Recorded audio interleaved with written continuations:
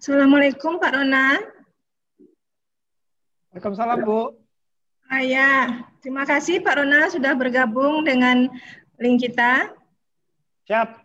Oh ya, Pak Rona, sebelumnya kami sampaikan saya dari moderator menyampaikan permintaan maaf dari Kepala Bapeda karena beliau tidak bisa hadir pada saat ini karena ada agenda yang lain.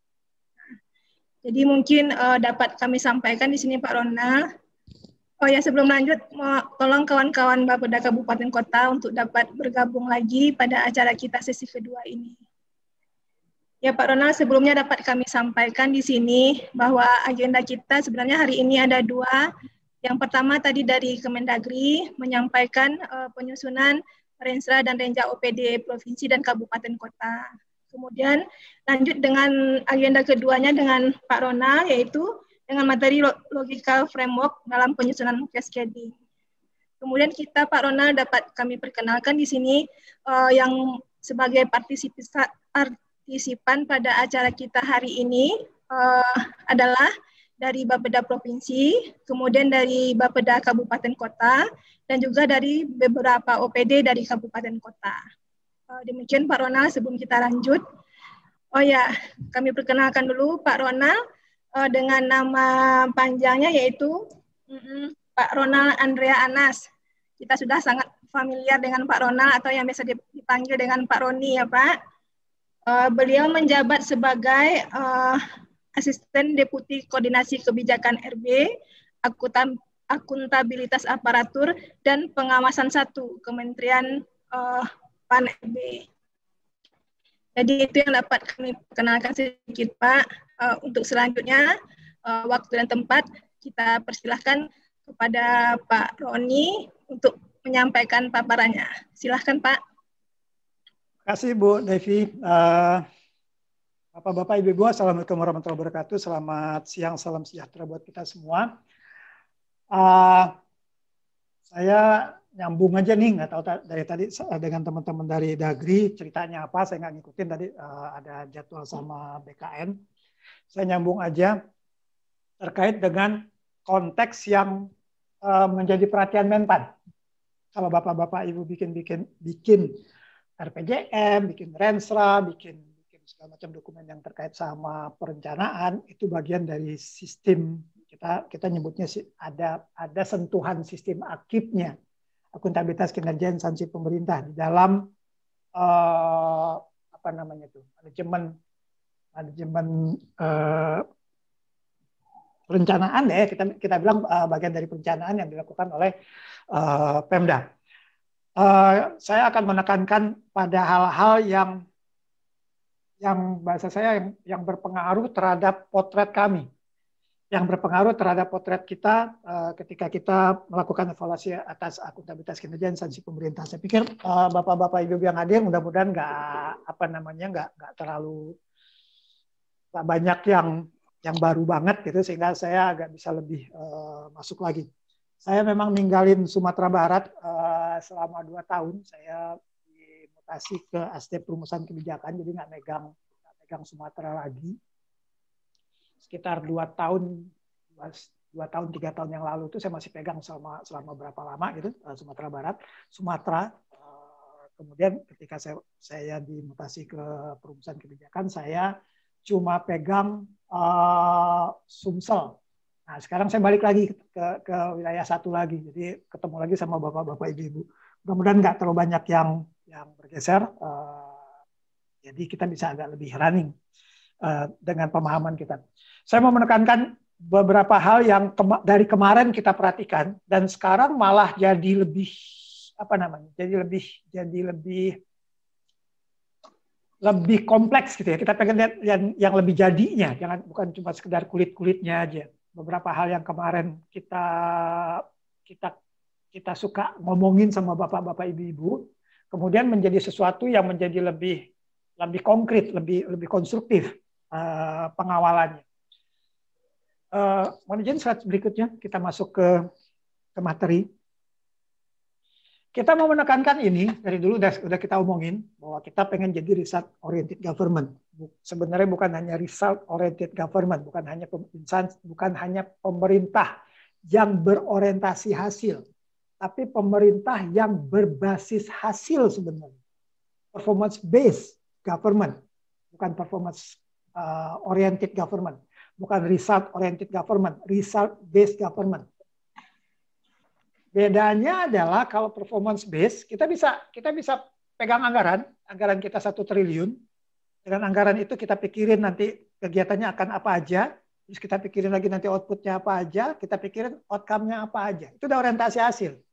Karena ketika kita pegang uang, kita udah langsung mempunyai rute terhadap hasil. Jadi kita start dari input, kemudian kita geser-geser sampai kita pikirin outcome-nya apa. Itu result oriented government. Dia punya orientasi terhadap hasil. Dengan anggaran saya akan capai kondisi seperti ini. Kalau result based government, performance based government, dia nggak megang dari duit dulu. Dia dari awal yang dipikirin sama dia adalah hasil. Keadaan kayak begini nanti saya mau jadi kayak gimana.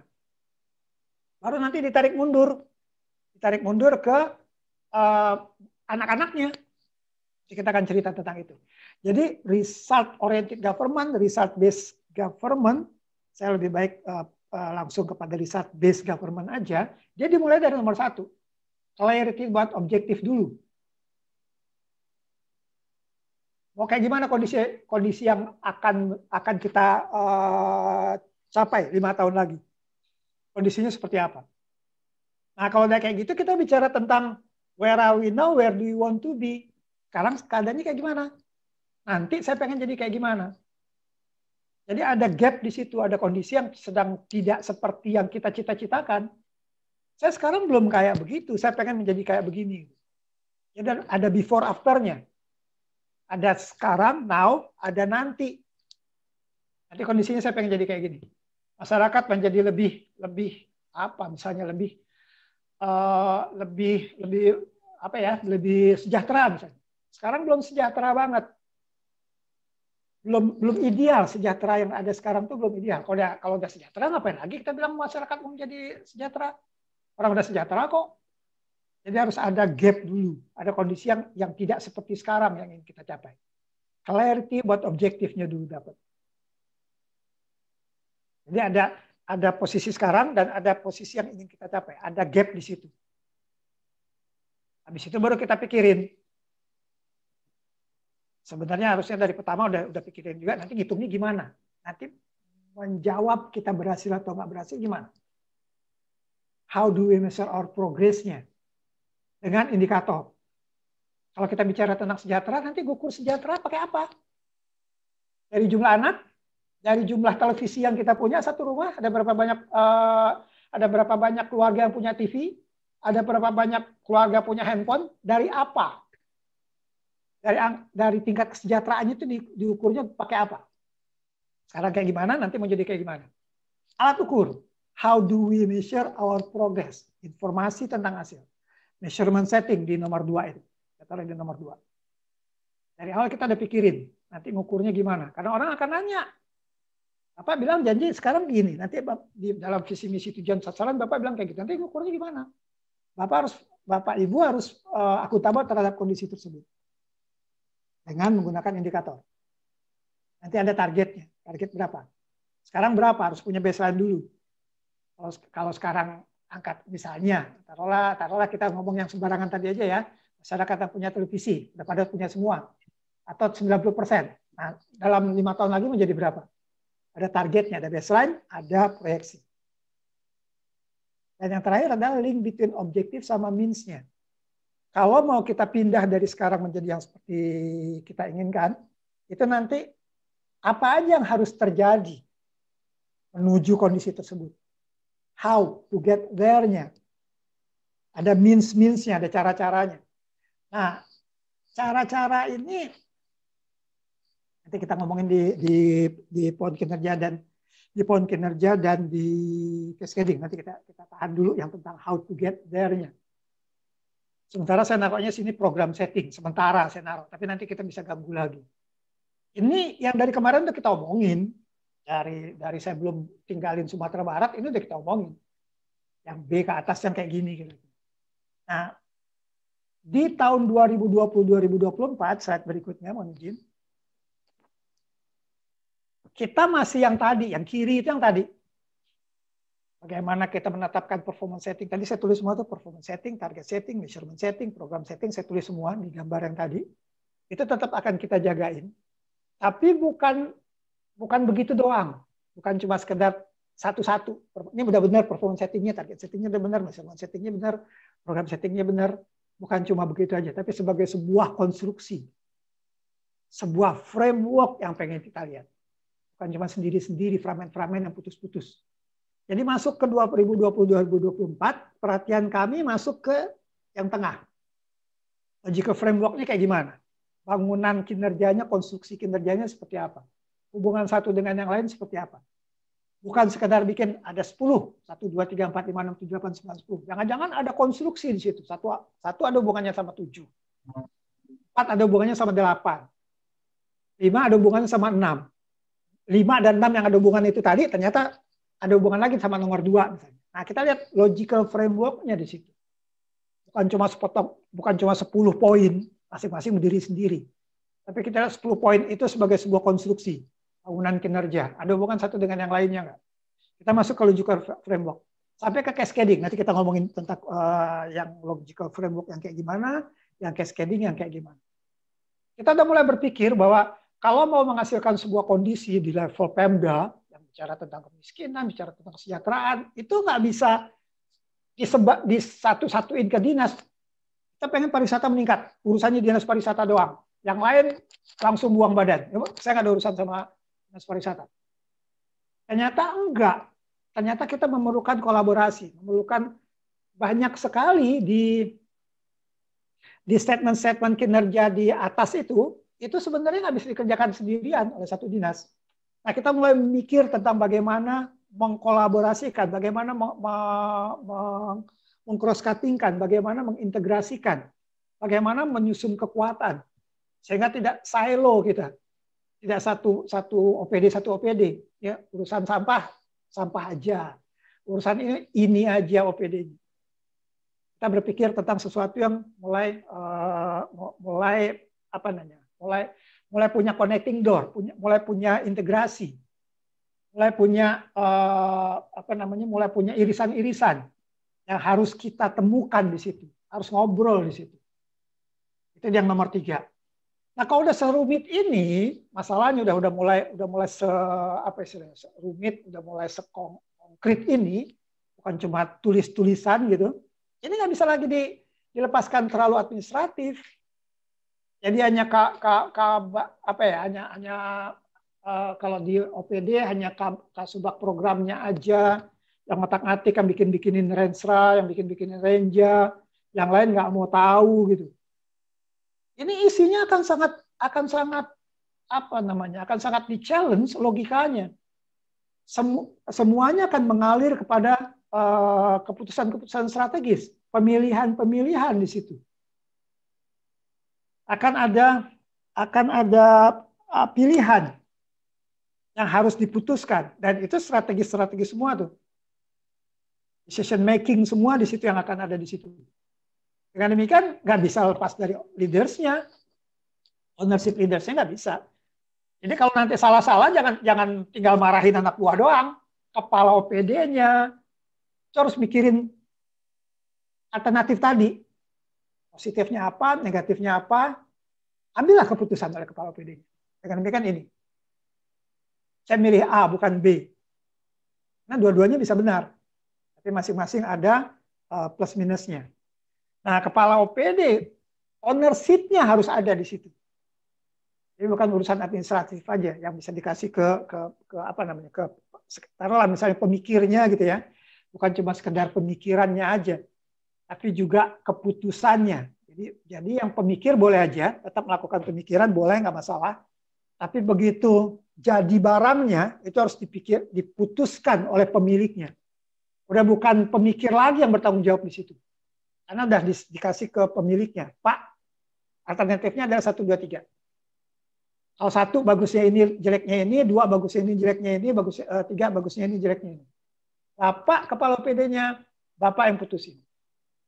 Mau A atau B, mau C. saya udah siapin taruhlah plan A, plan B, plan C. Kalau ini begini, kalau ini begini, kalau ini begini. Tinggal Bapak yang putus. Itu keputusan strategis. Jadi kita mulai masuk ke yang seperti itu di 2020-2024. Sebenarnya ini udah mulai kita sounding kemarin ya. Cuma mungkin tidak tidak sedemanding, tidak sengotot itu kita jagain. Kalau nggak akan pernah ada efisiensi. Kita akan kejadiannya adalah kepala daerah bikin visi misi apa gitu, yang bawah itu lagi. Coba aja di tema tentang pendidikan. Mungkin kita ada berapa sih? 19 ya? 19 kabupaten kota. 19 kabupaten kota di Sumatera Barat itu tema tentang pendidikannya agak khas, gitu, agak bunyinya masing-masing. Coba kita lihat di Dinas Pendidikan, isinya apa? Bangun sekolah, nyiapin sarana prasarana sekolah, melakukan pembinaan kepada guru, beresin kurikulum, itu aja. Apapun kondisi yang ingin dicapai di atasnya, yang sudah agak sedikit khas masing-masing itu tadi. Nah ini yang pengen kita rapiin gitu loh. Kalau nggak nanti kepala daerah mau datang mau pergi siapapun kepala daerahnya dilakukan di OPD nggak berubah 10 tahun 10 tahun 20 tahun 30 tahun sebelumnya juga itu lagi. Nah kita butuh yang seperti itu kalau mau konkret memperbaiki perencanaan yang baik yang berorientasi hasil itu tadi. Yang kanan itu akhirnya nunjuknya ke situ. Kita pengen ada efisiensi, kita pengen ada pencoretan sesuatu yang biasa dari kemarin kita lakukan, nggak perlu lagi, nggak nyambung, ngapain? Sehingga lebih benar, lebih efektif bahwa karena kondisi yang ingin kita capai tadi adalah taruhlah kemiskinan, ini nggak akan mungkin kemiskinan. Ngapain lagi kita melakukan kegiatan-kegiatan yang nggak ngefek ke kemiskinan? Coret ganti dengan yang lain. Akhirnya kita butuh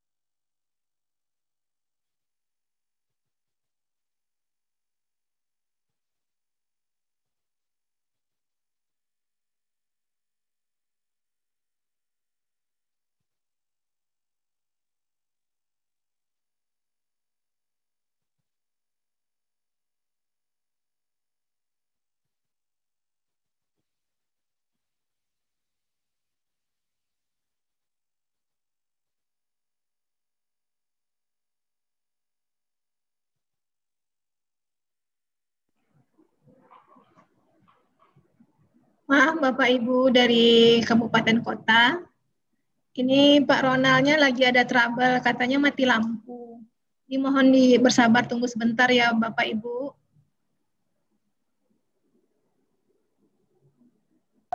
Sabar menanti, Bu. Iya.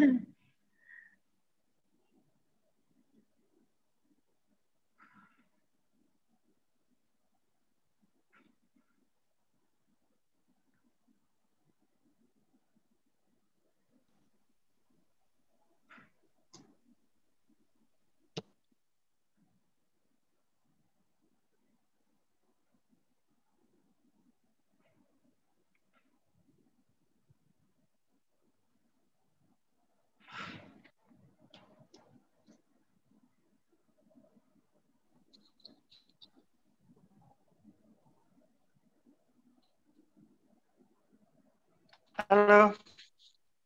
Ya. Halo. Maaf Ibu, Bapak Ibu, mati lampu saya pakai HP nih. PC masih saya hidupin. Nanti kalau ini saya gabung lagi pakai PC, kalau nggak saya pakai HP aja. Mohon maaf. Tadi udah mati lampu terus hidup lagi, mati lagi barusan. Baik, mohon izin. Slide-nya bisa balik lagi. Ya. Saya terusin ya, mohon maaf Bapak-Bapak Ibu-Ibu. Menpan mati lampu. Enggak aja. Kita lanjutin yang tadi. Jadi udah mulai masuk kepada perbaikan-perbaikan, kepada konstruksi yang nggak kayak kemarin selalu gitu, nggak sekedar warisan gitu ya. Dari kemarin juga kayak begini gitu. Kita menemukan sesuatu hal-hal yang apa namanya, yang perlu peluang perbaikan di sini, perlu kita perbaiki, memangkas hal-hal yang nggak efektif, membuat menjadi lebih efisien. Akhirnya akan ketemu kebutuhan birokrasi. Apa iya kita perlu 30 sekian OPD nantinya? Jangan-jangan nggak perlu seperti itu. Jangan-jangan kita membutuhkan bisnis proses baru daripada yang selama ini kita punya. Kalau udah mulai kolaborasi, dengan demikian itu ada bagaimana hubungan kerja antara dua OPD ini. Oper-operan ceritanya gimana? Mungkin juga kebutuhan SDM, mungkin juga masalah penataan peraturan perundang-undangannya. Akhirnya itu masuk ke performance-based birokrasi. Mungkin saya bisa tambahin sedikit, kita lagi merangkum hasil evaluasi. Ada salah satu kabupaten kota, saya nggak sebut namanya, salah satu kabupaten garis miring kota, saya nggak sebut kabupaten atau kota, yang calon A sekarang. Posisinya adalah kabupaten kota itu sedang mencoret 6 OPD. Mencoret 6 OPD yang ketika dihubungkan dengan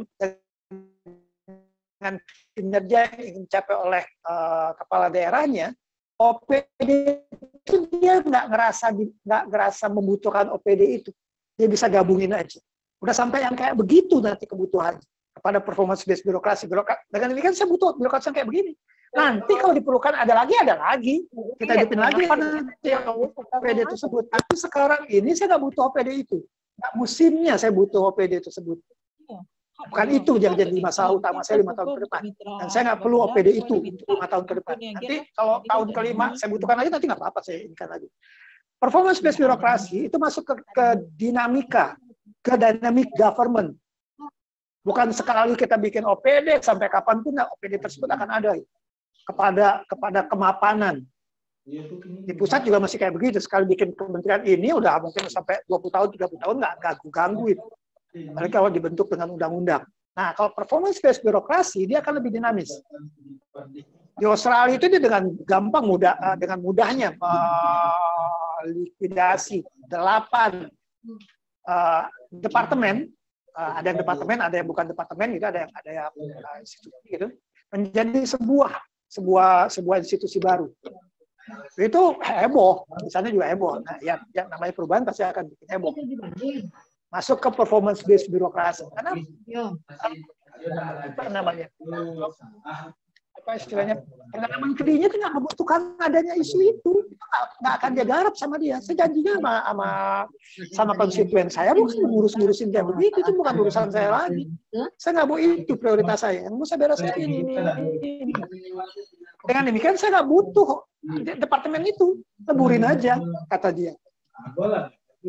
Dan terakhir masuknya ke kinerja, memperbaiki kinerja. Dan kemarin kita ingin mencapai apa gitu, tiba-tiba kita melakukan apa, nggak nyambung. Yang repotnya nggak nyambung di kegiatan ini, ya ini capek juga kan. Banyak pihak lain yang terlibat. Akhirnya harusnya kepada efektivitas. Efisiensinya harus dari efektivitas. Efektivitas. Waktu Bapak-Bapak Ibu kemarin sempat kita minta ngitungin efisiensi, itu kadang-kadang kita cuma bilang ini perjalanan dinas 3 hari, saya potong jadi 2 hari. Jangan-jangan harusnya benar 3 hari, nggak boleh diganggu itu. Kalau nggak efektif. 2 hari lebih baik nggak usah aja. Mungkin di mute yang lain, supaya nggak kedengaran ke peserta yang lain.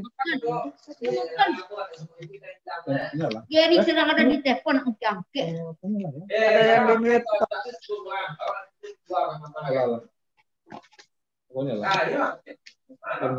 Adminnya aja tolong mute kalau ada suara yang lain. Oke, masuk ke slide berikutnya. Kita mulai masuk ke pohon kinerja. Ini udah banyak yang nanyain tentang ini. Slide berikutnya. Next.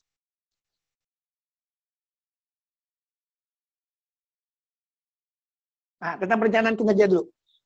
Ketika Bapak-Bapak Ibu berhadapan sama tugas untuk membuat perencanaan kinerja, saya mau wanti-wanti beberapa hal yang harus sangat kita garis bawahi di situ. Lanjut slide berikutnya.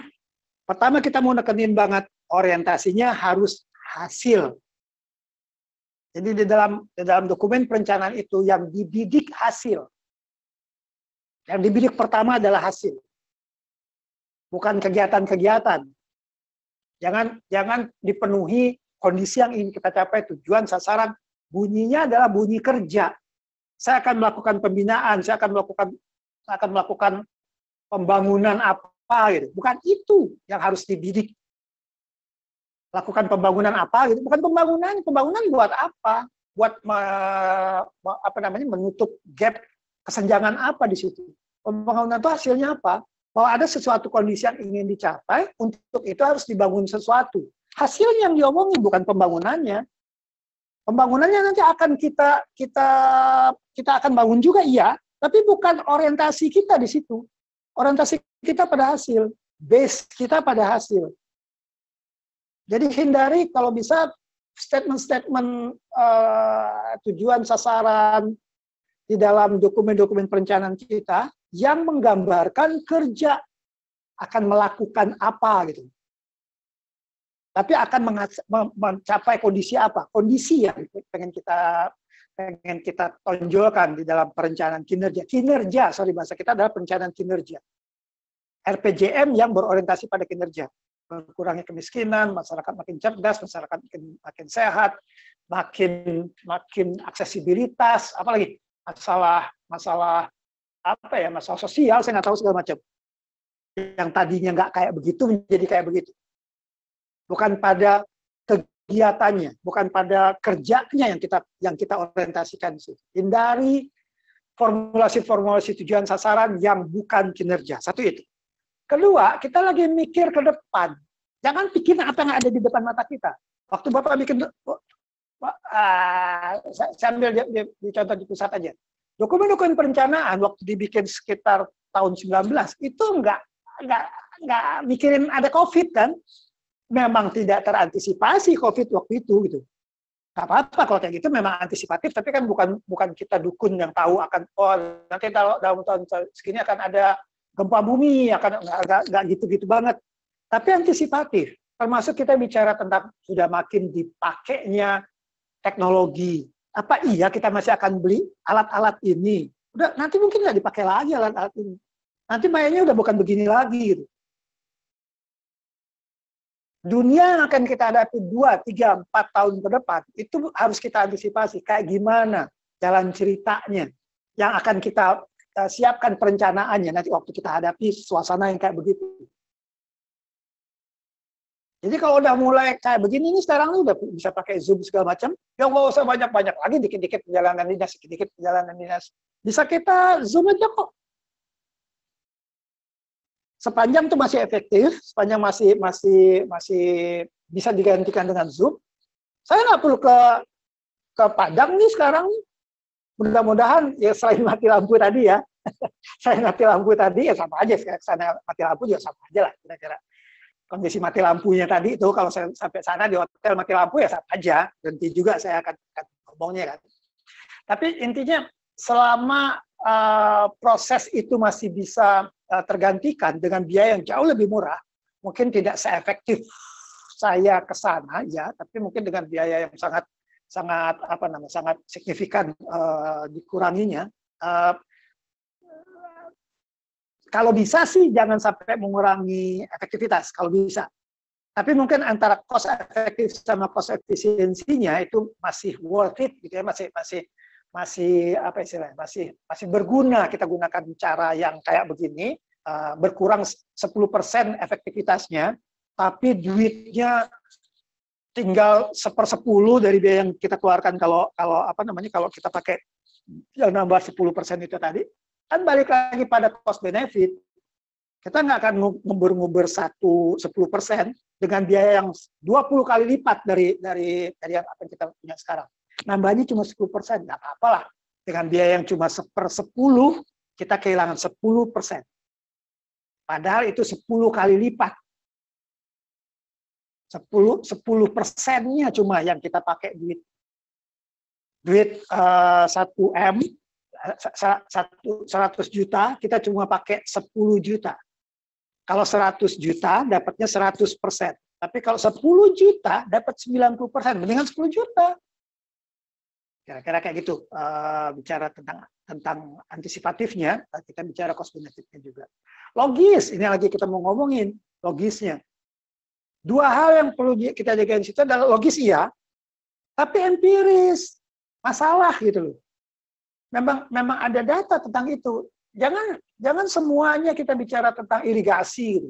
Kata siapa irigasi? Datanya mana? Sekarang ada berapa persen yang udah terairi dengan baik?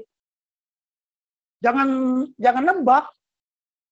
Kalau logis bahwa untuk meningkatkan produksi pertanian diperlukan irigasi logis.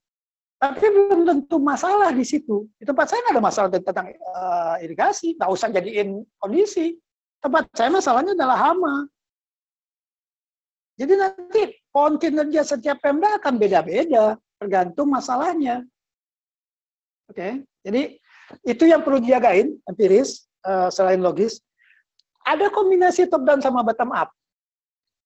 Perintah dari atas kayak gimana, diikuti dari bawah, disambut dari bawah. Ada bargaining di situ. Kalau kayak gini gimana Pak? Kalau kayak gini gimana Pak? Ini kayaknya nggak cocok begini. Tapi juga ada top down-nya. Jangan semuanya dari bottom up. Jangan RPJM itu cuma kumpulan kinerja yang disetor oleh OPD. OPD bilang begini, begini. Semuanya dinaikin ke RPJM. Jangan bottom up. Ada top down-nya. Dan ketemu top down sama bottom up. RPJM, Renstra, segala macam, semuanya adalah menyelesaikan masalah. Jangan tuangkan hal-hal yang bukan masalah, jangan kita selesaikan yang bukan masalah. Jangan sampai masalah nggak diapa-apain.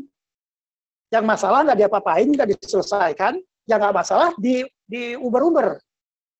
Direncanakan dengan matang, padahal nggak masalah.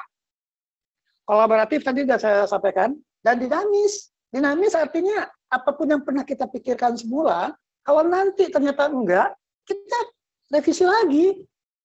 Bapak lihat bagaimana Bapak rencanakan awal sebelum ada pandemi. Tiba-tiba keadaannya kayak gini, potong ini. Ini lebih mematikan kalau kita biarin. Nggak bisa Pak, anggarannya nggak ada. Harus ada. Keadaannya menuntut dinamika itu. Yang tadinya nggak ada, sekarang udah kita hadapi di depan mata kita, masa kita tunggu 2 tahun depan aja Pak, nanti kita siapin maskernya. Karena nggak ada anggaran buat masker Pak, tahun depan kami siapkan maskernya. Mati semua nanti penduduk kita. Kalau nggak dibeliin dari sekarang. Anggaran nggak ada Pak, mohon maaf kami nggak bisa beli masker. Nggak bisa beli alat-alat segala macam. Nggak ada anggaran buat rapid test segala macam. Dinamis. Lanjut, kita masuk ke pohon kinerja. Saya mungkin nggak terlalu banyak ini untuk pohon kinerja, agak ruwet gitu ya. Tapi saya coba sounding aja dulu. Lanjut, ini mirip dengan catatan saya tadi. Next, slide 7 ya. Slide 7. Logis sudah saya sampaikan tadi, empiris sudah saya sampaikan tadi, antisipatif sudah saya sampaikan tadi, dinamis sudah saya sampaikan tadi, holistik tentang kolaborasi. Udah pikirin tentang nanti turun ke bawah itu mungkin ada orang lain di dalam bangunan kinerja itu. Out of the box, jangan pikirin yang ada sekarang aja. Ini mirip sama antisipatif, tapi antisipatif, saya pikir antisipatif masih dalam box kita gitu. Sesuatu yang mungkin nggak biasa kita lakukan. Kondisi yang terpaksa harus keluar dari box kita. Cara berpikir yang bukan cara berpikir yang normal. Sama nanti yang penting-penting, Bapak Ibu kan anggaran kan nggak semua yang ada, yang permasalahan yang kita hadapi itu semuanya akan bisa kita selesaikan dengan anggaran yang kita punya. Kalau anggaran nggak cukup, pilih yang mana yang harus kita selesaikan. Bukan dibagi rata. Akhirnya tidak ada satupun persoalan yang selesai. Semua persoalan itu selesai 50% semua. Tapi nggak ada yang selesai.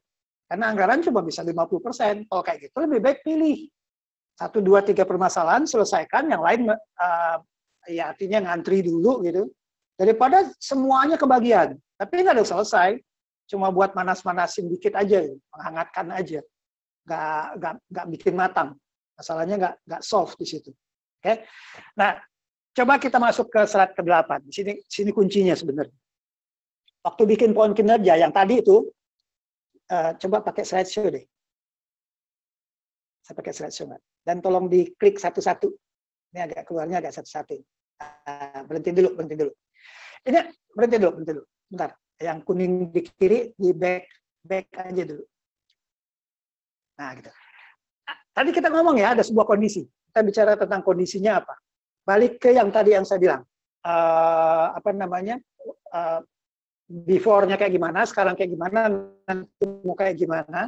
Pikirin nanti indikatornya apa. Terus siapin di bawahnya cara untuk mencapai how to get there-nya. Waktu kita bilang sebuah kondisi tersebut, dia jangan dinamain dulu.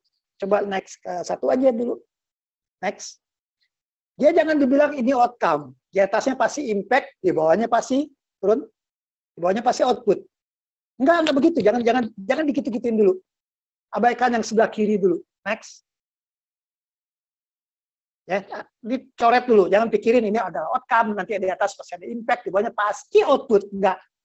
Atau yang outcome ini kita sebut impact, di bawahnya ada outcome, turun lagi pasti output. Enggak begitu. Pokoknya kita pikirin dulu, outcome, sebuah kondisi, bawahnya how to get there, bisa jadi ketemu next. Kondisi taruhlah 3 gitu. Kondisinya ada 3 nih. Tapi dia masih kondisi, bukan langsung, kalau begitu saya akan melakukan pembinaan. Gitu. Contoh yang tadi yang saya bilang, produksi pertanian. Kondisinya kayak gini. Sekarang produksi masih belum tinggi-tinggi banget, kita menjadi lebih tinggi. Sekarang produksi sekian, nanti jadi sekian. Kenapa produksi nggak bisa bagus? Masalahnya 1, hama. Hama itu outcome. 2, masalah apa tadi? Lahan nggak cukup. Outcome kedua misalnya. Kemudian outcome yang berikutnya lagi apa?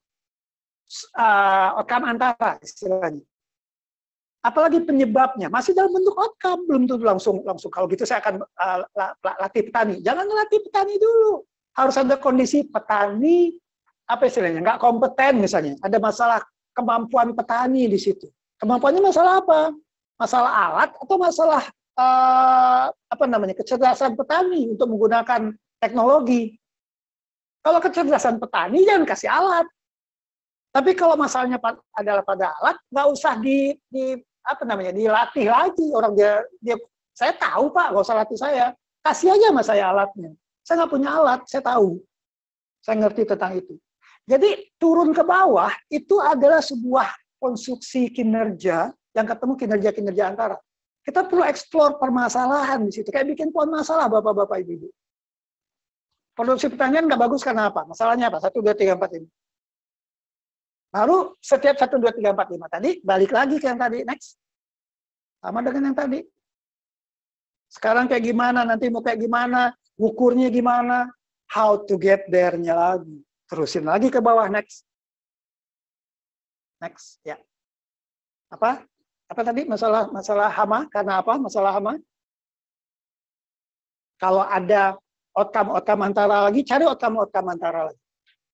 Logis dan empiris. Memang ada cerita tentang itu. Dan masalah tentang itu. Kalau nggak masalah, nggak usah masukin sini. Oke, lanjut. Jangan dari awal waktu bikin kayak gini, lanjut. Next aja, pakai ini aja. Sorry, sebentar dulu. Jadi kalau namanya, ya bisa jadi kayak gini. Saya bisa namain semacam-macam, intermediate outcome, immediate outcome. Kalau saya dalam bentuk impact, outcome pasti output. Di bawah outcome bisa ketemu outcome lagi. Bukan berarti di bawah outcome pasti output. Di bawah outcome bisa ketemu outcome lagi, kondisi lagi. Next. Yang perlu dijaga adalah ini. Waktu bikin poin kinerja yang perlu dijaga adalah ini. 1, jangan dihubungkan dengan komponen perencanaan dulu. Next. Nih, gambar kayak gini nih. Jangan dari awal dinamain yang atas namanya next. Udah dinamain, yang atas pasti tujuan. Kalau turun pasti jadi sasaran. Kalau turun pasti dari program misalnya. Nggak ada, jangan dikit-kitin dulu. Kita bikin logika aja. Tujuan kalau turun belum tentu jadi sasaran. Bisa aja deh kita namain tujuan lagi, nggak apa-apa. Jadi jangan dibawa ke konstruksi perencanaan, tujuan, visi, misi, tujuan, sasaran. Visi kalau turun ke bawah pasti jadi misi. Itu iya. Tapi logical framework kita nggak harus kayak begitu. Nanti saya kasih contoh. Kalau turun pasti namanya berubah. Nggak seperti itu. Belum tentu seperti itu. Yang kedua, next. Next. Yang kedua, jangan dihubungkan dengan hierarki organisasi. Coba lihat ilustrasinya, next. Lanjut. Nih, kayak gini aja dulu ya. Jangan dinamain, jangan dialokasikan bahwa yang atas itu pasti punya Pemda. Begitu turun, logika berikutnya adalah pasti punya OPD. Begitu turun pasti punya eselon 3. Enggak begitu. Next. Coret-coretin semuanya. Next. Tunggu dulu. Biarin yang tadi dulu. Back. Bukan berarti yang atas itu pasti punya Pemda, begitu turun pasti punya OPD. Bisa aja punya OPD, turun lagi, OPD lagi. Kalau misalnya produksi pertanian misalnya, terus nanti membutuhkan irigasi. Irigasi itu punyanya misalnya punya PU. Itu ketemu OPD lagi, tapi irigasi ada di bawah. Sama-sama OPD, nggak masalah. Kerangka logis kinerja, jagain logika, bukan jagain konstruksi Pemda, OPD, eselon 3. Oke. Next. Yang berikutnya tentang KL, skip aja, lanjut. Ini saya kalau buat di pemerintah pusat saya pakai yang ini. Lanjut. Yang KL, lanjut.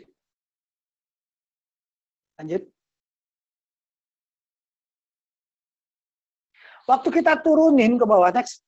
Waktu kita turunin ke bawah, kita turunin logikanya. Next. Jangan karena kita punya 3 bidang, kita bikin 3 kotak. Karena saya punya 3 bidang, ada bidang apa misalnya? Ada bidang apa tadi? Ada bidang hama, baru masuk ada hama situ. Kalau sini bidang apa istilahnya? Bidang benih misalnya, atau saprodi misalnya. Gara-gara ada 3 bidang itu saya nama-namain 3 bidang. Lupakan nama bidang dulu. Lupakan keberadaan bidang. Yang kita buat logika dan empiris. Kalau nggak ada masalah dengan saprodi, jangan taruh saprodi di situ. Walaupun ada bidangnya. Kalau ada masalah, taruhlah misalnya hama, dan nggak ada bidang hama, taruh aja. Kalau ada masalah tentang hama kok. Yang dijaga adalah logika dan empirisnya tadi. Bukan konstruksi existing yang kita punya. Lanjut. Terakhir, kita jagain juga yang tentang nomenklatur. Next. Saya ini kan 3 sekaligus. Jangan dihubungkan sama existing program dan kegiatan. Karena kita punya 1 program dan 2 kegiatan. Dan dengan demikian di atas ada 1, di bawah ada 2. Karena, mundur. Yang tadi dulu. Karena kita punya existing, kita ada kayak gitu. Mundur dulu. Kita punya 3 program dan taruhlah 5 kegiatan misalnya. Dengan demikian kita taruh 3 kotak, habis itu 5 kotak di bawahnya. Jangan nyamperin existing. Lanjutkan yang tadi. Yang gambar, yang ini udah lewat. Lanjut yang tadi aja. Next. Ya, nih yang nomor. Tunggu, mundur. Nomor 4, nomor 5, nomor 6. Mundur. Back.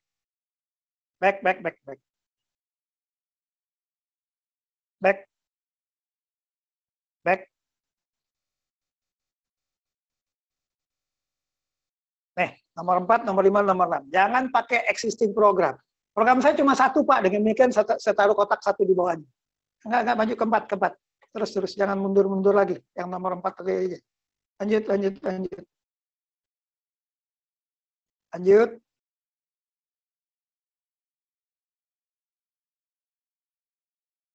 Next. Terus. Enggak, mundur, mundur. Mundur, itu maju, mundur, mundur. Mundur, mundur, mundur, mundur. Jangan maju. Balik, back. Next. Lagi. Next, next. Bukan mundur. Ya, itu mundur. Jangan mundur, jangan back. Maju. Enter aja, enter. Enter.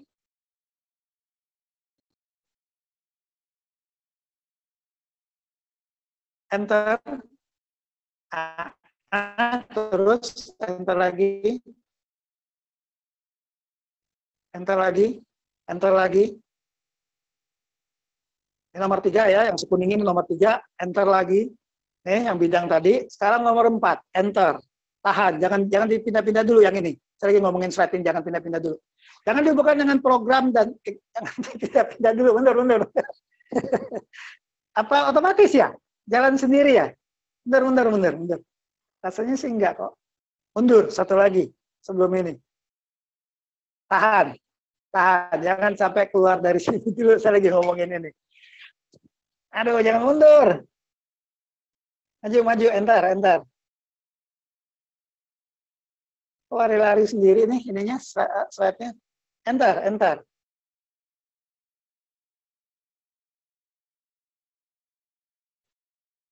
Yang ada 4, 5, 6 warna kuning tadi. Berhenti di situ, jangan pindah-pindah dulu.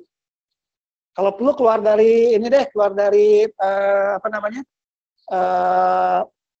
PowerPoint 4, 5, 6. Tahan di sini, jangan pindah. Kalau pindah juga matiin slideshow-nya. Kita di sini aja dulu. Nomor 4 jangan dihubung. Gini aja ya. Nomor 4 jangan dihubungkan dengan existing program kegiatan. Karena saya punya 1 program, 3 kegiatan. Dengan demikian di atas ada 1, di bawah ada 3. Gitu. Jangan nyamperin existing program kegiatan.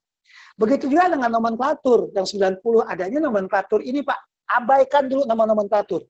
Di nomenklatur nggak ada hama Pak. Adanya apa? Tulis hama di situ. Kita bukan mau nulis nomenklatur. Kita mau nulis logikanya apa, permasalahannya apa di situ. Nanti kalau mau dipindahin ke nomenklatur, kita pindahin nama nomenklatur yang ada apa, bukan hama Pak, ada namanya apa. Ya udah masukin ke situ. Logika kita jangan ditutup oleh nomenklatur itu tadi. Kita mau jaga logikanya.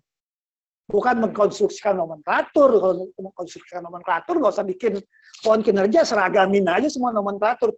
Bapak Ibu pindahin semua ke pohon kinerja. Copy aja seluruh nomenklatur di 90 itu jadiin pohon kinerja, udah selesai.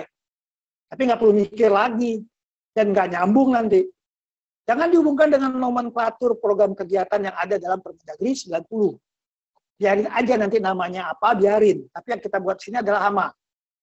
Masalahnya tadi adalah produksi pertanian nggak bisa tinggi gara-gara kita banyak masalah dengan hama. Tulis hama di situ. Kata kuncinya. 1 kotak di situ hama. Ada atau nggak ada di nomenklatur, tulis hama di situ. Karena itu adalah isu, karena itu adalah logis dengan produksi. Nomor 5. Nomor 6 jangan nyamperin anggaran. Yang Bapak Ibu buat adalah yang ada anggarannya. Enggak. Lupain dulu anggaran. Kita lagi bikin logika. Nanti hitung deh perlu anggaran berapa nanti. Kita perlu proses dulu, coret-coret segala macam. Rapikan lagi pohon kinerjanya. Jadi jangan pindahin seluruh seluruh DIPA kita, DPA kita ke pohon kinerja. Adanya cuma ini aja Pak. Kegiatannya cuma kegiatan ini aja. Itu namanya in the box tadi itu. Apa yang kita punya gitu. Kalau ada hal-hal yang kita pikir secara logis ada di situ dan belum ada anggarannya, tulis dulu dalam pohon kinerja kita, tulis dulu. Nanti kita siapin anggarannya. Karena itu memang masalah. Jangan pada yang existing yang kita punya. Ini yang perlu kita jagain. Oke, masuk ke slide berikutnya. Ini nggak usah pakai slideshow, nggak apa-apa. Ya, slide ini. Ya. Dalam 1 kotak tadi, waktu kita bikin pohon kinerja tadi, 1 kotak 1 isu aja, jangan dalam bentuk kalimat. Nanti jadi ruwet kita bikin pohon kinerjanya. 1 kotak 1 isu. Dan kotak-kotak tadi begitu turun ke bawah, dia harus ada hubungan jika maka di situ. Sebab akibat. Yang atas jadi maka, yang bawah jadi penyebabnya. Jadi jikanya. Bawah jadi lebih rendah. Jadi contoh yang kita bilang tadi kan produksi pertanian. Jika apa? Produksi pertanian akan meningkat jika apa? Jika hama bisa kita selesaikan. Jangan dibalik. Jika produksi pertanian meningkat, maka hama akan berkurang. Nggak begitu logikanya. Jaga atas bawahnya. Kayak bikin ranji. Yang atas itu bapak, yang atas lagi kakek. Jangan makin ke atas, makin anak. Anak saya taruh di atas. Anak saya taruh di bawah. Jika makannya kayak begitu. Atas, nomor 3 ya, atas adalah akibat atau maka, lebih tinggi dia, lebih outcome dia daripada yang bawah. Jangan sampai kebalik-balik, tes lagi. Tinggian mana hierarkinya? Ini generasi mana nih? Ini om saya, atau anak saya, atau adik saya. Kalau adik kakak ke samping nih. Jangan diturunin sekedar membagi-bagi bidang.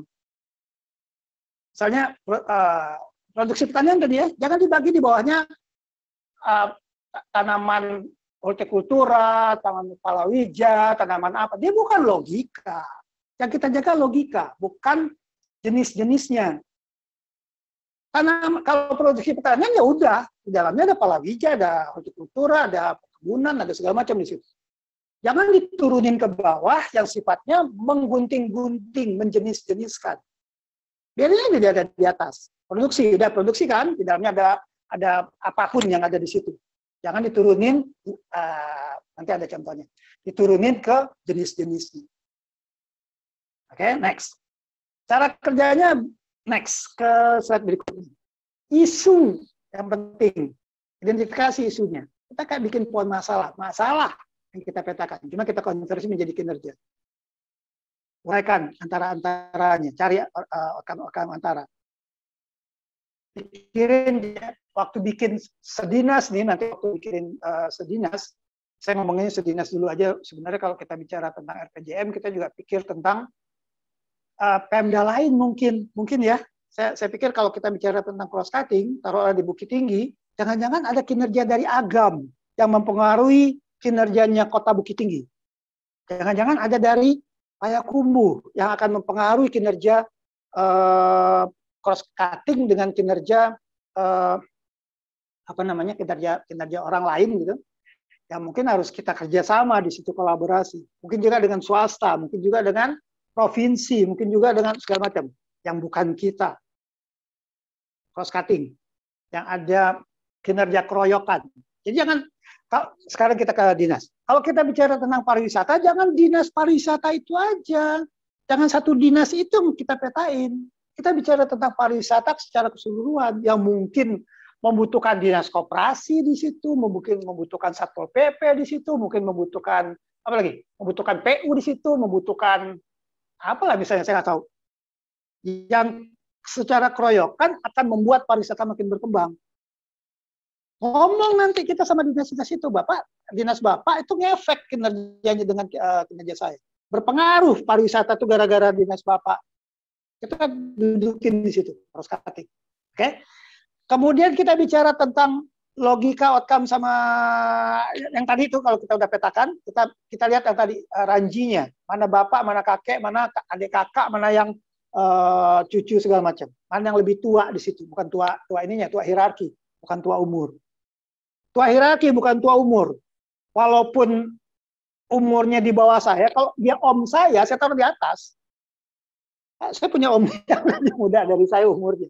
Bukan umur, hierarki. Dia adalah anak dari kakek saya. Om jatuhnya sama saya. Tapi umur tuan saya. Tetap aja dia harus ada di atas saya. Orang kan kayak gitu. Bukan lihat umur. Lihat kemungkinan double-double. Karena bahasa doang, karena sibuk dengan perumusan bahasa, jangan-jangan yang diomongin itu sama aja. Dia juga maksudnya dengan bahasa yang lain. Kalau kayak begitu, coret salah satu. Oke?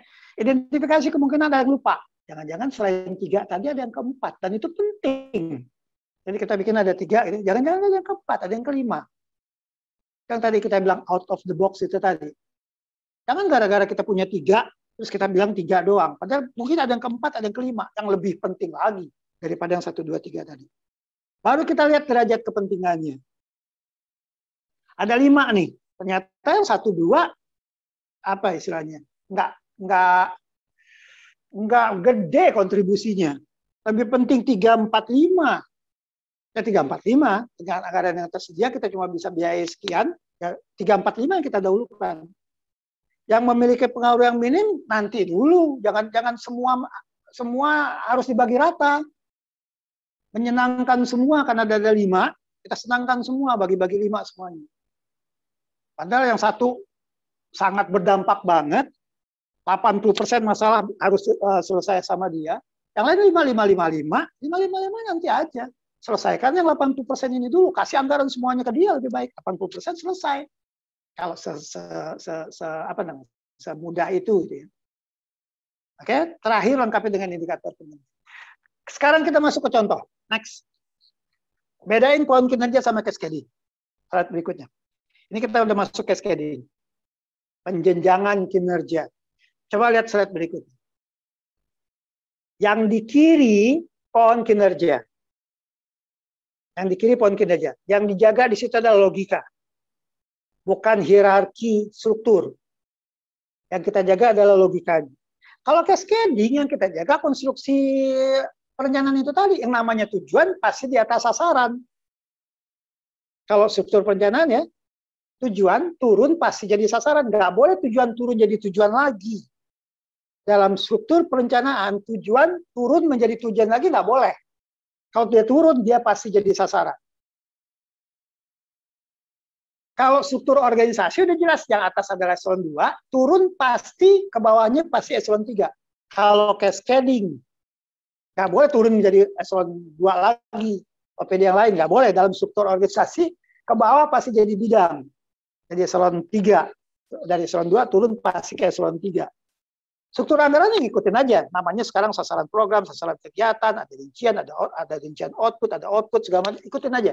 Kalau nanti berubah, ya sekarang namanya sasaran program. Nanti berubah jadi sasaran strategi, sasaran antara, sasaran apa kayak namanya nanti, biarin aja, ikutin aja. Itu konstruksi yang ada di struktur anggaran. Jangan pindahin ke logika.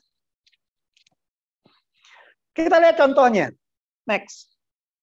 Ini salah satu kabupaten di Sumatera Barat.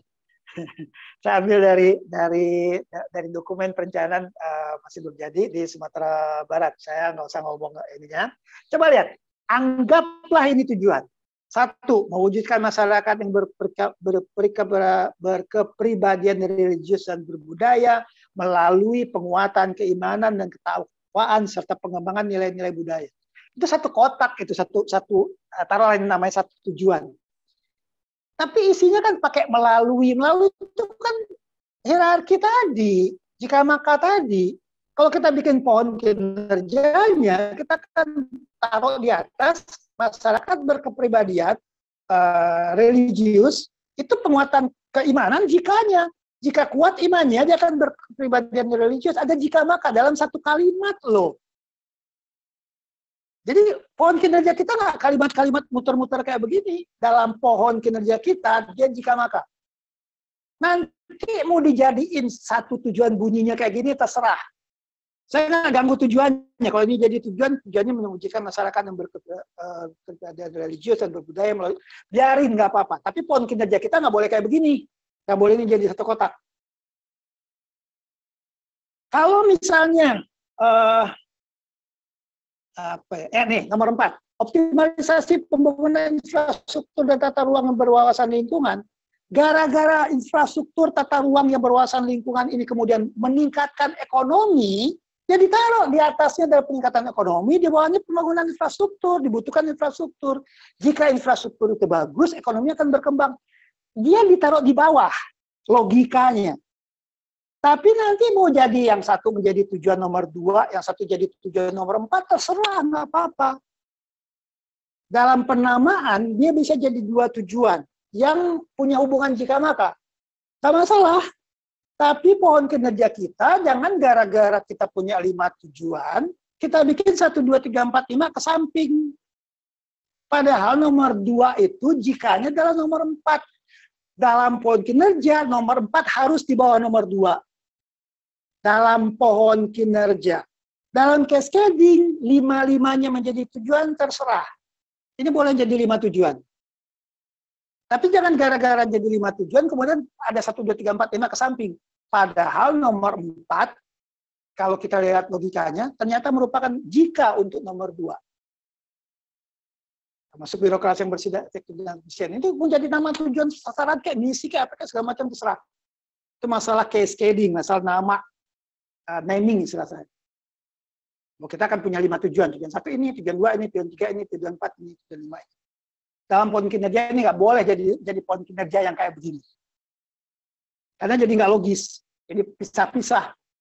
Pembangunan infrastruktur jadi sekedar pembangunan infrastruktur aja. Nanti peningkatan perekonomian daerah yang berorientasi ekonomi segala macam ini jadi putus hubungannya dengan infrastruktur. Seolah infrastruktur itu nggak ada hubungan dengan perekonomian daerah. Dia jalan sendiri aja pembangunan infrastruktur. Dan di bawah perekonomian daerah itu nggak memerlukan infrastruktur seolah-olah kayak gitu. Jadi rusak nanti logikanya. Next. Saya ambil contoh di BKPM. Next. BKPM kalau logikanya kayak begini, peningkatan nilai investasi, ya, kemudian untuk meningkatkan nilai investasi itu diperlukan minat. Minat itu nanti diperlukan daya tarik. Orang nggak akan berminat investasi kalau nggak ada daya tarik. Nggak tertarik orang untuk membuat dia berminat menginvestasikan. Daya tarik investasi itu misalnya diperlukan perencanaan yang baik. Oke? Kalau logikanya kayak gitu, maka adalah investasi, jikanya adalah C jikanya adalah B jikanya adalah A. Pohon kinerjanya kayak next. Pohon kinerjanya D di atas, C di bawahnya, B di bawahnya lagi A. Pohon kinerjanya logikanya begitu. Tapi di PKPM, ini bisa jadi nama 3 deputi. Deputi perencanaan sendiri, deputi daya tarik investasi sendiri, deputi minat investasi sendiri. Deputi pengendalian nanti sendiri, misalnya. Ya udah deputi urusannya. A, B, C, struktur organisasinya kayak gitu, biarin aja. Dibikin struktur organisasi. Waktu mau bikin struktur organisasi, karena ada 3 deputi, karena ada 3 eselon 1, dan 3-3-nya dari eselon 1, ini tulis A, B, C ke kanan. Kalau logika tetap ambil yang kiri. Dalam konstruksi kayak begitu, deputi A akan menjadi jika untuk kinerja deputi B. Jika perencanaan bagus, akan memudahkan deputi B menjual daya tarik wisata itu, karena perencanaannya bagus, menjadi menarik investasi. Karena direncanakan secara baik. Kalau sudah menarik investasi, akan ada minat. Dan itu deputi A, deputi B, deputi C, biarin aja. Kita nggak mau ganggu dulu ke situ. Nanti itu urusannya yang tadi yang saya bilang, akhirnya menjadi performance based birokrasi atau diperlukan struktur yang mungkin nggak kayak begini, nanti aja. Itu panjang ceritanya untuk mengkalkulasi kebutuhan kelas jabatan segala macam yang seperti itu. Tapi logikanya jangan diganggu. Logikanya tetap D, C, B, A. Atas ke bawah. D, C, B, A. Jangan ditulis jadi yang kanan. D, A, B, C di bawahnya. Itu untuk cascading boleh kayak begitu. Karena memang akan jadi kita hubungkan sama eselon 3-nya misalnya. Bidang A, bidang B, bidang C, biarin aja. Tapi logika jangan ganggu. Logika tetap yang kiri. On kinerja tetap yang kiri. Dan cascading yang ada di yang kanan ini, itu variasinya banyak. Bisa macam-macam pertimbangan kita. Coba naik slide berikutnya. Next. Boleh aja dibikin satu di atas D, bawahnya A, B, C gabung semua. Satu eselon 3 aja misalnya. Cuma perlu. Di dalamnya ada perencanaan sekaligus di situ, kemudian ada daya tarik di situ, dan ada minat, pengembangan minat di situ. Satu eselon 3 aja. Ya udah nggak apa-apa kalau memang itu pilihannya. Pilihannya menggabungkan A dan B dalam satu bidang. Yang C bidang sendiri, terserah. Yang B sama C satu bidang sendiri, yang A satu bidang sendiri, terserah juga. A sama C digabung, B sendiri, terserah juga. D sama C di atas, terserah juga. Di bawahnya AB. Kombinasinya banyak banget. Itu urusannya dengan cascading, variasi cascading. Pengambilan keputusan tentang nih kelompoknya kita mau kelompokin kayak gimana nih? Mau jadiin satu bidang, mau jadiin 3 bidang. Kalau cuma boleh 2, mana mau digabung? Atau B, A dengan B, atau A dengan B dengan C, atau AC dengan C. Terserah. Itu urusan cascading. Logika kita nggak berubah. Logika kita tetap D, C, B, A, atas ke bawah. Ranji kita tetap kayak begitu. Saya ulang, ranji kita tetap kayak begitu. Bapak punya D, kakek gitu, bawahnya adalah anak, di bawahnya adalah cucu, di bawahnya anaknya lagi, cucu, cicit. Nanti kalau satu kamar ini akan dikasih kepada kakek, 3 cucunya gabung di situ terserah. Atau satu kamar kakek, habis itu cucu ada 3 kamar, masukin satu kamar, atau orang satu, atau gabung segala macam terserah. Itu masalah cascading. Model namain dihubungkan sama tujuan sama sasaran juga boleh. Adalah D. Sasarannya satu aja, tapi ada B pakai koma-koma kayak tadi. Sasaran saya adalah meningkatnya perencanaan yang akan mendukung tadi itu mendukung daya tarik investasi. Perencanaan yang bisa meningkatkan daya tarik investasi agar menarik minat investasi. Satu sasaran, bunyinya kayak begitu. Terserah. Ada A di dalamnya, ada B di dalamnya, ada C di dalamnya. Tapi dalam satu sasaran terserah. Mau 3 sasaran kayak tadi boleh. Sasaran 1 adalah meningkatnya kualitas perencanaan investasi. Sasaran 2 adalah meningkatnya daya tarik investasi. Sasaran 3 meningkatnya minat investasi. Atasnya yang jadi tujuan adalah apa tadi? Peningkatan nilai investasi. Meningkatnya investasi yang masuk ke Pemda kita. Atau digabung, yang atasnya adalah meningkatkan investasi sebagai tujuan. Sasaran 1 adalah meningkatnya perencanaan yang akan mendorong daya tarik investasi. Satu sasaran. Dan sasaran kedua adalah meningkatnya minat investasi. Terserah, ini kombinasi semua kok. Oke. Jadi itu bedanya pohon kinerja sama cascading. Pohon kinerja logis, cascading struktur. Pohon kinerja kita strukturkan juga, tapi strukturnya struktur logika. Kalau cascading kita strukturkan kepada existing aturan yang ada. Bahwa dalam perencanaan, atas adalah misi, bawah dalam misi, yang kayak gitu. Nanti kalau diganti sama Bappenas, bukan tujuan, bukan sasaran, diganti jadi tujuan, di bawah tujuan adalah tujuan antara. Ya udah ikutin aja. Sasaran nggak ada lagi. Mulai tahun depan sasaran nggak ada lagi, diganti dengan tujuan antara. Atau tujuan nggak ada lagi, diganti dengan sasaran strategis. Pokoknya adalah sasaran apalah misalnya, sasaran tahunan atau apapun namanya. Ikutin aja. Ya konstruksinya begitu dimintanya. Ya udah kayak aplikasi gitu. Udah ada konstruksi yang baku di situ. Begitu juga dengan eselon 2, eselon 1, eselon 1, eselon 2, eselon 3 dan seterusnya. Terakhir, semuanya ini yang tadi yang saya bilang, ekspektasi berikutnya setelah kita beresin ini, ekspektasi berikutnya adalah kepada reformasi birokrasi. Next. Kalau kinerja kita sudah kita rapikan dengan logika-logika tadi, semua akan menggiring kita kepada kebutuhan-kebutuhan proses bisnis kayak gimana yang harus kita rapikan. Kalau mungkin kinerja yang tadi begini nih, dengan cara proses bisnis yang nggak bisa lagi pakai cara proses bisnis kemarin, dengan bikin kita harus bikin proses bisnis baru. Struktur organisasi mungkin kayak tadi yang kita omongin. Saya nggak perlu struktur organisasi ini, saya lebih perlu ini, dan mungkin manajemen SDM-nya, peraturan perundang-undangannya, bagaimana mencegah terjadinya kolusi segala macam, mencegah integritas segala macam, sampai ke pelayanan publik. Akhirnya ke performance based birokrasi. Yang dimulai dari konstruksi kinerja itu tadi, yang akan mengakibatkan terjadinya perbaikan-perbaikan di 8 area perubahan reformasi birokrasi. Saya kira mungkin itu dulu Bapak-Bapak Ibu buat ekspektasi kita waktu Bapak-Bapak Ibu nanti akan membuat dokumen-dokumen perencanaan dimulai dari RPJM, kemudian nanti akan ke Rensa, ke Renja, ke OPD segala macam. Ada satu yang lagi kita omongin di pusat bahwa ini dalam masa pilkada yang kemarin ini, Kementerian Polhukam, Dagri dan kami akan mengawal reformasi birokrasi kepada Pemda-Pemda yang sedang menyusun RPJM. Kita akan minta muatan-muatan reformasi birokrasi udah mulai disentuh di dalam RPJM Bapak-bapak Ibu yang akan Bapak-bapak Ibu buat. Jangan sampai nggak posisi sekarang baru 300-an kabupaten kota yang sudah mulai kotak-atik reformasi birokrasi.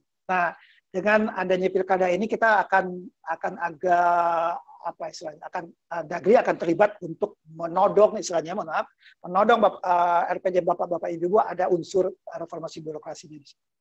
Itu yang bisa saya sampaikan dari rencana yang sedang kami diskusikan dengan Polhukam dan Kementerian Dalam Negeri. Kira-kira mungkin itu saya kembalikan dulu ke moderator. Terima kasih Pak Ronald. Ini sangat menarik sekali Pak Ronald. Soalnya jadi pemikiran juga bagi saya selama ini, yang saya pribadi entah kawan-kawan bagaimana, yang antara pohon kinerja dengan cascading itu sama begitu Pak. Nggak taunya dapat pelajaran baru lagi nih Pak Ronald, bahwasanya memang ada perbedaan antara cascading dengan dengan pohon kinerja. Jadi sebelum masuk ke pertanyaan dari kawan-kawan kabupaten kota, ini sedikit Pak Ronald yang dari saya sebagai moderator, ini Pak Ronald yang di fungsional perencanaannya Bapeda. Ini apa yang kita pakai nanti Pak Ronald? Apakah dalam menyusun dokumen perencanaan ini kita memakai pohon kinerjanya atau cascading-nya itu Pak Ronald? Karena selama ini saya masih berpikiran bahwa kita sama cascading dengan pohon kinerja ini. Mungkin itu sedikit dari saya yang mengganjal Pak Ronald. Siap Bu. Ya nanti kita lanjutkan atau bagaimana ini Pak? Saya jawab yang ini dulu deh biar clear semuanya apa yang Bapak-bapak Ibu-ibu seluruh kabupaten kota bisa tangkap nanti. Yang Bapak Ibu akan bikin tetap RPJMD. RPJMD itu akan diminta rumusan tujuannya apa, sasarannya apa dan seterusnya. RPJMD nggak minta pohon kinerja. Tapi saran saya, bikin RPJMD yang kayak begitu, ada pohon kinerjanya, gitu loh. Kalau kita masalahnya adalah kayak tadi, masalah kita adalah, masalah kita adalah penanaman modal misalnya, kita ada masalah penanaman modal seperti tadi, pohon kinerja kita bikin sesuai dengan logika. Mengeksplorasi logika itu tadi. Mengeksplorasi logika dan data itu tadi. Problem solving itu tadi. Kita bikin pohon kinerja yang seperti itu. Karena ini untuk menjaga logika. Jangan langsung buru-buru kepada tujuan 1, tujuan 2, sasaran 1, sasaran 2. Yang nanti kita lihat, kita bingung sendiri dengan logikanya. Tes dulu di logika. Benar nggak ini begini seperti itu? Memang benar nggak ada unsur ini di dalamnya? Jangan tulis sasaran yang belum tentu ada logikanya dan belum tentu ada data empirisnya. Tapi yang Bapak Ibu bikin tetap aja sebuah dokumen perencanaan yang ditanya adalah tujuannya apa, sasarannya apa, dan seterusnya. Konstruksinya seperti itu. Balik ke nomenklatur-nomenklatur, formulasi-formulasi, tujuannya kayak gimana, sasarannya kayak gimana. Tapi itu dibangun dari pohon kinerja. Dibangun logikanya dulu. Bangun logikanya dulu, di kertas kerja aja dulu, Bu. Kertas kerja kita bangun logikanya, ada masalah apa dengan kemiskinan, masalahnya apa di situ, bikin itu dulu. Tapi bukan dari awal namain tujuan dan sasaran. Jangan namain dulu waktu bikin pohon kinerja. Bikin logikanya dulu, ada masalah dengan kemiskinan, satu. Jadi nanti misalnya, nanti jadi satu tujuan, kemiskinan, kesejahteraan, kesehatan jadi satu tujuan, biarin. Tapi kalau udah kemiskinan satu sendiri, kesehatan satu sendiri, mungkin Bapak Ibu jadi punya 3 pohon. 3 pohon di atasnya, kemiskinan sendiri, masalah pendidikan sendiri, masalah lain lagi sendiri, investasi sendiri lagi. Nanti kita lihat logikanya. Tapi waktu Bapak Ibu bikin, jangan bikin kalimat-kalimat tujuan dari awal ya. Jangan bikin kalimat tujuan, kalau turun ke bawah pasti namanya sasaran. Lupakan dulu itu sebentar. Coret-coretan pohon kinerja kita. Pohon kinerjanya dapat, itu akan kita gunakan untuk merumuskan tujuan. Kita punya logika kayak gini nih, yang mau jadi tujuan yang mana? Ini, baru kita tuliskan menjadi tujuan. Sasaran kita ada berapa? Moda 3 atau moda 5? Sasaran 1 apa? Sasaran 2 apa? Sasaran 3 apa? Sasaran 4 apa? Dan seterusnya. baru diputuskan setelah kita lihat logikanya. Jangan dari awal udah namain sasaran 1, sasaran 2, sasaran 3. Apalagi dihubungkan sama struktur, karena saya punya bidang 3, sebut sasaran 1, sasaran 2, sasaran 3. Kalau nanti jadi 4, saya tulis sasaran 4. Nggak begitu. Logika tetap logika. Jangan ngikutin apa yang ada, yang kita punya. Rumah yang kita punya. Kira-kira mungkin itu, Bu. Ya, terima kasih banyak Pak Roni. Mungkin kita bisa lanjut ke kabupaten kota nih Pak Roni, yang mau menanyakan ada di room chat kita ini dari Kota Sawah Lunto. Oke. Kota Sawah Lunto izin untuk bertanya, silahkan dari Kota Sawah Lunto. Makasih Bu Moderator. Assalamualaikum warahmatullahi wabarakatuh. Selamat siang Pak Ronald. Waalaikumsalam. Siapa? Nama saya Geni Pak Ronald. Kita kan kemarin udah nyusun RPJMD, ini juga udah dikawal ini sama Pak Ronald di waktu di Balai Rum. Jadi pas revisi kemarin kami coba-coba memang betul seperti yang disampaikan Pak Ronald, kita memang nyusunnya itu sebaiknya memang dari pohon kinerja. Jadi kami memang mengalami sekali bahwa memang yang dasarnya betul tuh memang pohon kinerja.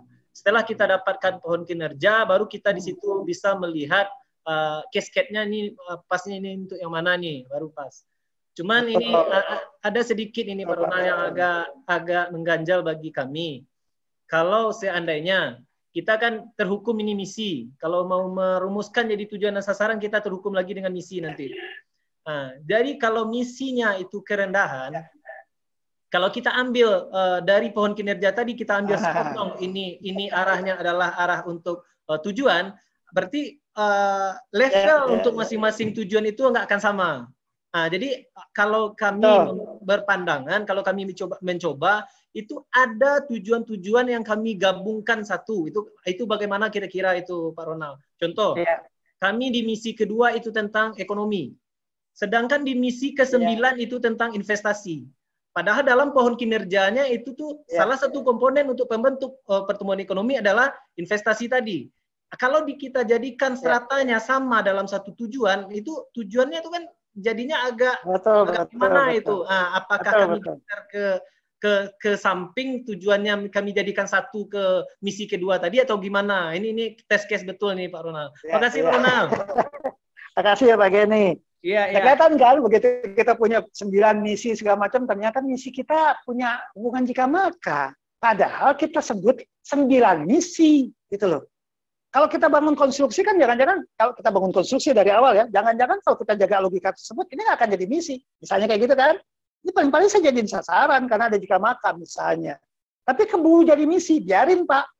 Bapak nggak bisa ganti visi misi loh. Visi misi itu masuk ke KPU segala macam kan, Bapak nggak bisa ganti situ.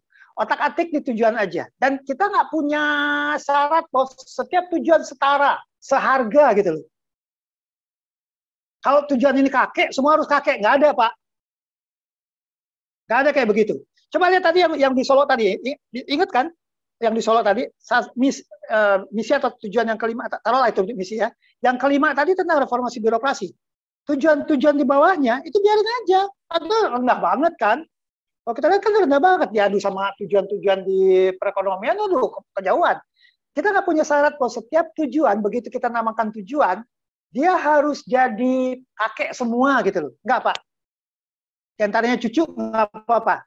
Kalau kita adu dengan ini dia nggak setara gitu. Tapi saya mau jadi dia tujuan, biarin. Saya pengen jadikan itu tujuan. Secara logika boleh Pak, secara logika.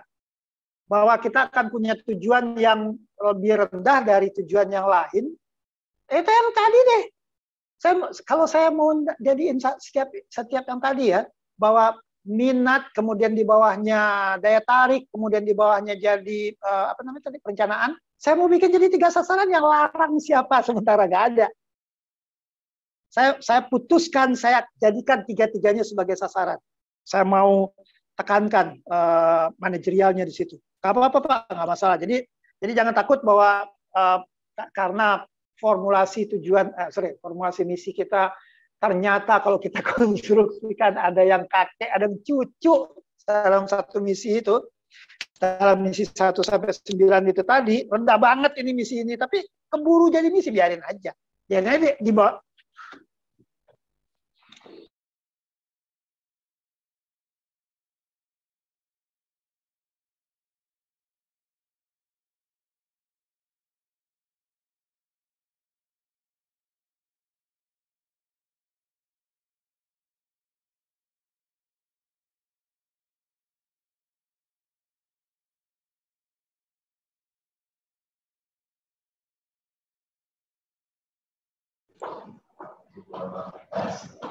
Maaf Pak Denny. Sepertinya yang mati apa ini? HP-nya atau lampunya Pak Rona? Substansinya udah dapat, Bu. Oh, substansinya udah dapat ya. Nanti sabar ya Pak Yeni ya. Nah, kita tunggu sedikit lagi dari Pak Ronald ya.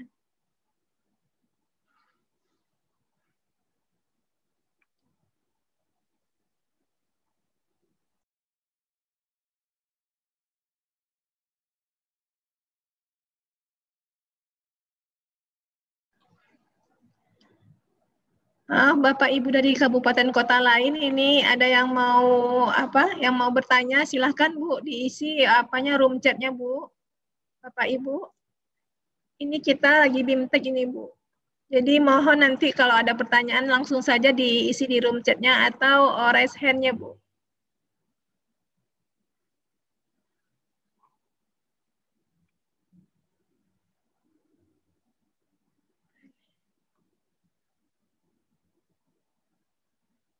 Maaf, dari Kabupaten Solo ini izin adminnya ini mau bertanya ya Bu ya.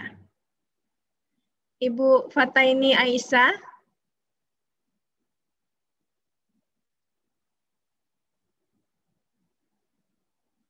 Ibu Fataini Aisyah dari Kabupaten Solo ini ada izin admin di room chatnya. Apakah mau bertanya atau bagaimana Ibu? Izin Bapak Ibu. Yang barusan saya yang ngaco. HP saya habis baterai. Jadi udah ada jawaban barusan saya hidupin lagi. Mohon maaf, yang bego saya. Yang tadi bukan salah saya mati lampu, bukan salah saya. Tapi yang kedua mati HP saya, salah saya. Keasikan ngomong saya nggak lihat. Udah tinggal 1% tadi langsung mati. Jadi gitu Pak Geni, mohon izin Bu Devi, saya lanjutkan diri sedikit dengan Pak Geni tadi. Jadi biarin aja konstruksinya kayak begitu. Kalau visi misinya banyak dan kemudian ada hierarki di situ, biarin aja, itu udah direkam. Dengan demikian kita akan punya pohon kinerja. Nanti Bapak tinggal bilang aja, nih saya punya pohon kinerja. Yang ini saya jadikan misi. Waktu Bapak punya pohon kinerja, di bawahnya itu ada kotak gitu ya. Terus nanti di bawah sini ada kotak lagi. Saya pilih yang ini jadi misi 1, ini jadi misi 9, Pak. Biarin aja. Yang penting itu ngalir dari pohon kinerja. Kira-kira kayak gitu, Pak Geni. Mohon maaf nih, kacau nih. Mohon maaf, saya salah yang sini. Baterai saya habis. Terima kasih, Pak Ronald. Ya, Pak. Ya, Pak Geni, terima kasih, Pak Ronald. Kemudian ini ada lagi Pak Ronald dari Kota Bukit Tinggi, Pak Ronald. Izin bertanya. Ya. Silakan dari Kota Bukit Tinggi, Bu. Terima kasih Bu Devi. Assalamualaikum warahmatullahi wabarakatuh. Waalaikumsalam. Pak Ronald, kami sebetulnya sudah coba membuatkan pohon kinerja untuk Kota Bukit Tinggi. Jadi di pohon kinerja yang sudah kita susun ada 3 pohon, Pak. Yang pertama terkait dengan peningkatan sumber daya manusia. Ya. Kemudian kedua terkait dengan peningkatan ekonomi. Ya. Dan yang ketiga terkait dengan reformasi birokrasi. Ya. Tetapi Pak, ketika kita coba turunkan pohon kinerja ke visi misi, itu kita kesulitan untuk memasukkan semacam kearifan lokal, sementara itu di dalam visi misi itu di apa ya dimention Pak ya. Jadi ketika kita betul-betul mengacu kepada pohon kinerja, akhirnya cuma bersifat umum Pak. Kita tidak bisa mengakomodir kearifan lokal yang diamanatkan oleh visi misi. Mungkin mohon hanya Pak. Terima kasih. Kota Bukit Tinggi tadi Pak Albertiusman ya, hubungin saya. Saya Roni Pak ya. Oke. Pak Albertiusman ngubungin saya, mau ngomongin ini juga, nanti saya sambungin lagi sama Pak Albertiusman. Tapi intinya memang gitu Pak, ketika kita ditodong oleh janji politik begitu ya, visinya seperti ini, misinya kayak begini, dan itu sudah direkam di KPU, kemungkinan kita akan punya variabel-variabel yang ngerepotin kita jabarin gitu.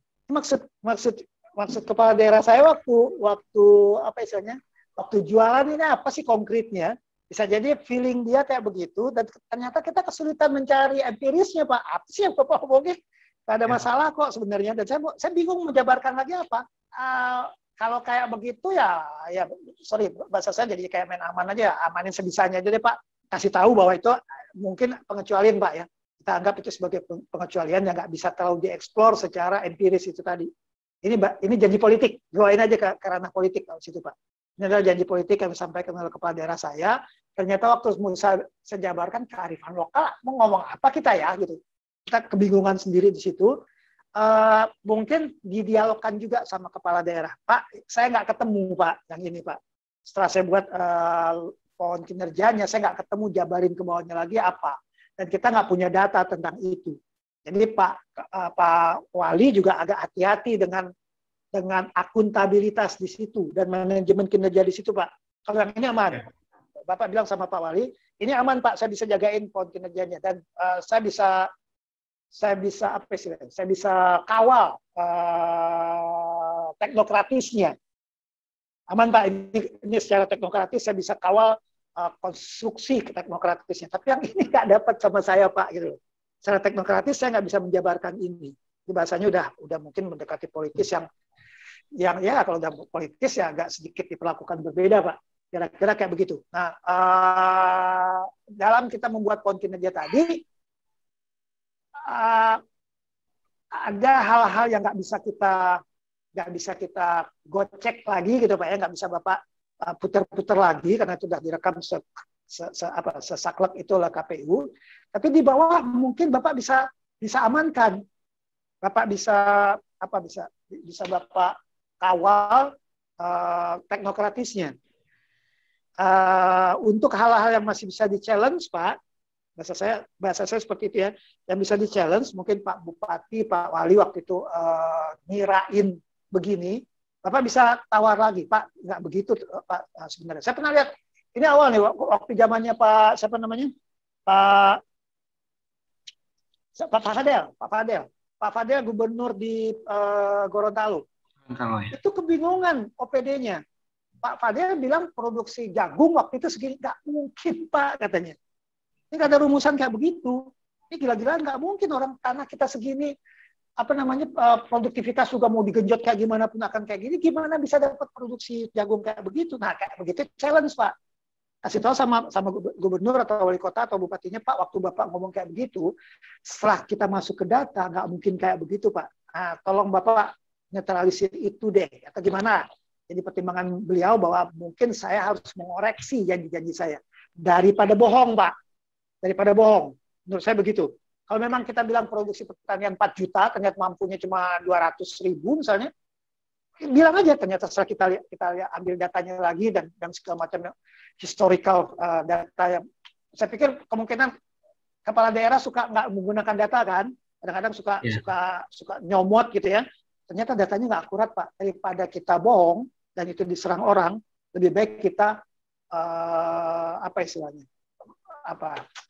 jelasin kalau memang kita salah atau gimana kita terangkan daripada kita muter-muter dan jadi tanggung nantinya Pak. Kira-kira gitu Pak. Iya Pak Ronald. Baik, jadi kalau kondisi sekarang memang karena masih di tahapan penyusunan rancangan awal Pak ya. Kami memang menambahkan tujuan yang di luar dari pohon kinerja yang sudah disusun. Siap. Jadi pun kalau kita telaah memang akhirnya tujuan itu bukan harusnya memang di bawah dari tujuan yang lain. Tapi terpaksa kita tarik ke atas supaya memperlihatkan kalau ada kearifan lokalnya. Tiba-tiba langsung jadi sasaran kan nggak mungkin. Iya. Ini terlalu rendah Pak untuk dijadikan tujuan, jadinya jadi sasaran. Terus apa tujuannya? Masa kita kosongin tujuan gara-gara nggak ketemu apa-apa? Ya saya namain tujuan nggak apa-apa. Apa-apa Pak. Ya baik Pak Ronald, terima kasih informasinya arahnya. Siap. Terima kasih Pak Ronald, juga Bapak dari Kota Bukit Tinggi. Ini masih ada lagi Pak yang mau bertanya, Ibu dari Kabupaten Solo. Silakan Ibu. Ya Ibu, makasih Ibu waktunya. Assalamualaikum Pak Ronald, perkenalkan saya Pak Naimi Aisyah dari Kabupaten Solo Pak. Kebetulan kita lagi akan menyusun ranwal Pak, ranwal dari RPJMD. Pak, gini Pak, terkait dengan pohon kinerja Pak, pada tahapannya kita tentu akan dapat merumuskan akan punya indikator bermasing-masing tahapan kan Pak. Misalnya kalau tujuan nanti ada indikator tujuan, sasaran nanti ada indikator sasaran. Nah, kebetulan Pak di Kabupaten Solo Pak dan kami pikir juga Sumatera Barat juga menggunakan indikator yang bersifat kearifan lokal Pak, misalnya tentang peningkatan tatanan hidup berlandaskan adat bersadi syarat, syarat bersadi kabullah Pak. Kita kan ini Pak punya dilema dalam menetapkan indikator kinerja itu Pak. Kita tahu bahwa kalau kinerja berdasarkan urusan-urusan, mungkin kita bisa mempergunakan indikator yang ada di regulasi yang ada, seperti di Permendagri 86, kemudian terkait dengan berbagai aspek perurusan itu lengkap dengan formulasinya. Kemudian yang kedua, Permendagri 100 tahun 2018 itu terkait dengan SPM. Kemudian ada IKK Pak, terkait dengan Permendagri 18 tahun 2020. Nah, di luar itu Pak, itu jadi kita harus merumuskan juga indikatornya, indikator yang di luar regulasi yang ada. Ini bagaimana Pak? Kemudian ya Pak, dari indikator yang ada pada regulasi yang ada saat ini, ada beberapa indikator itu yang masih bersifat output. Kita butuhnya indikator yang bersifat outcome. Ini gimana Pak solusinya? Apakah pada intinya kan kita tidak boleh sedapatnya kita tidak boleh membuat indikator itu di luar regulasi yang ada Pak. Itu bagaimana solusinya? Makasih Pak. Assalamualaikum warahmatullahi wabarakatuh. Waalaikumsalam warahmatullahi wabarakatuh. Bu Fatna, ini kalau ada indikator yang bisa kita pakai dan relevan, kita pakai. Oke, gampang gitu kalau udah ada best practice istilahnya, ada best practice maupun regulasi. Tapi saya lebih cenderung pakai apa istilahnya? Smart ya, ngejaga indikator yang smart, dan kebetulan itu cocok dengan regulasi. Jangan paksain regulasi Bu kalau nggak cocok. Ternyata bukan itu, nggak pas ngegambarin ini nggak pas. Walaupun ada dalam aturan, jangan pakai itu menurut saya, karena dia jadi meleset mengukurnya. Kita maksudnya ini, tapi dalam regulasi adanya indikator ini nggak pas buat maksud saya kondisi yang ini saya capai itu bukan itu yang mau saya ukur gitu loh. Kalau nggak pas jangan pakai. Okay. Dalam keadaan nggak ada dua ceritanya Bu, jangka pendek atau jangka panjang. Jangka pendeknya cari proksi, cari indikator-indikator yang paling dekat. Ya kayak tadi paling dekat, taruhlah dengan peraturan, tapi nggak pas banget. Tapi yang paling dekat itu ya udah, paling dekat itu paling menggambarkan. Saya nggak ketemu indikator lain yang lebih bagus dari itu. Tapi saya tahu ini tetap nggak pas-pas banget. Approximate aja dia, proxy. Sifatnya cuma apa istilahnya, proxy. Approximate, dalam bahasa saya approximate. Kira-kira paling dekat menggambarkan kondisi tersebut. Itu yang dekatnya, jangka pendeknya. Kalau kebutuhan itu kemudian menjadi menjadi permanen, saran saya bikin instrumennya. Kalau memang itu kejadian se-Sumatera Barat, izin teman-teman di provinsi, saran saya buatkan instrumen yang bisa menggambarkan keadaan adat bersadi sara bersadi kitabullah. Bikinin instrumennya. Kalau memang itu menjadi sebuah fenomena yang kita kesulitan sementara ini mengukurnya.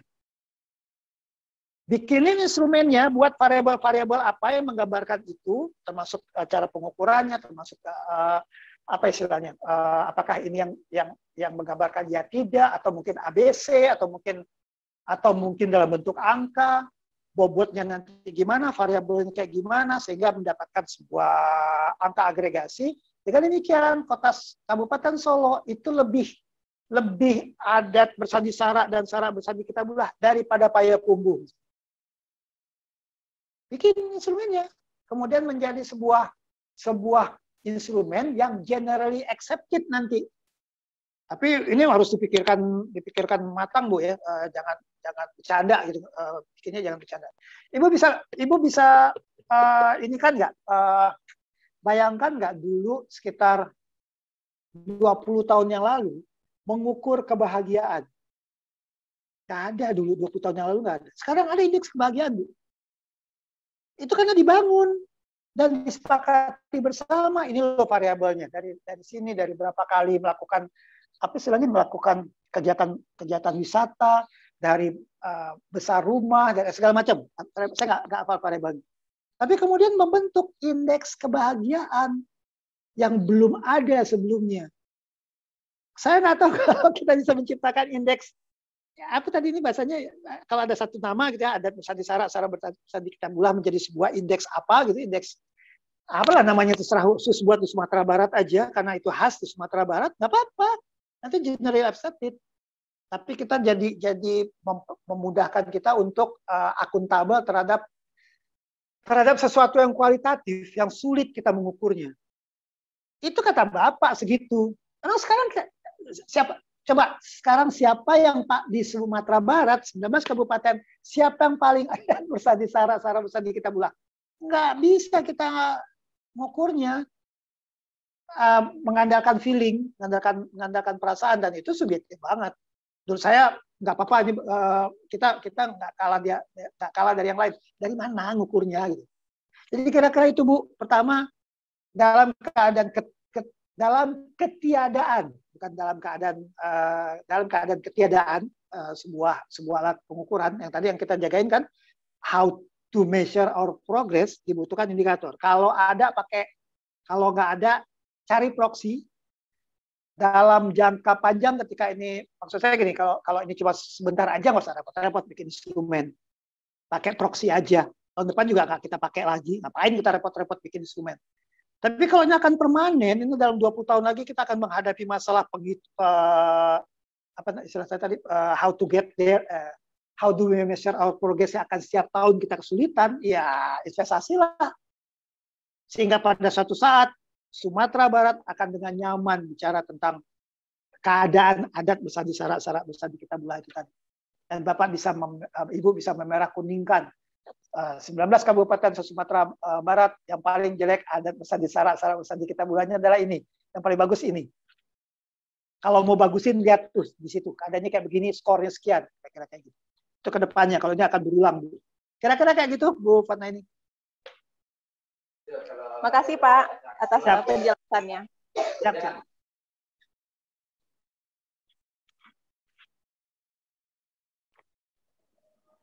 Terima kasih Pak Roni sama Ibu. Solo. Ini sangat menarik juga Pak Roni. Memang saran Pak Roni sepertinya bagus untuk kita laksanakan di provinsi. Sangat bagus sekali karena pemakaian adat Bersadi Sara Bersadi Kitabullah itu untuk semua Sumatera Barat, semuanya memakai itu Pak Roni. Apalagi kita sekarang di provinsi RPJM-nya itu adalah menuju yang madani gitu kan, tetap betul. Sara Bersadi Kitabullah. Kemudian juga kami minta lagi ada pertanyaan lagi dari kawan-kawan di kabupaten kota ataupun dari provinsi. Silahkan kami tunggu ini, Pak Roni juga menunggu ini sebentar, silahkan. Kalau ada yang ingin bertanya.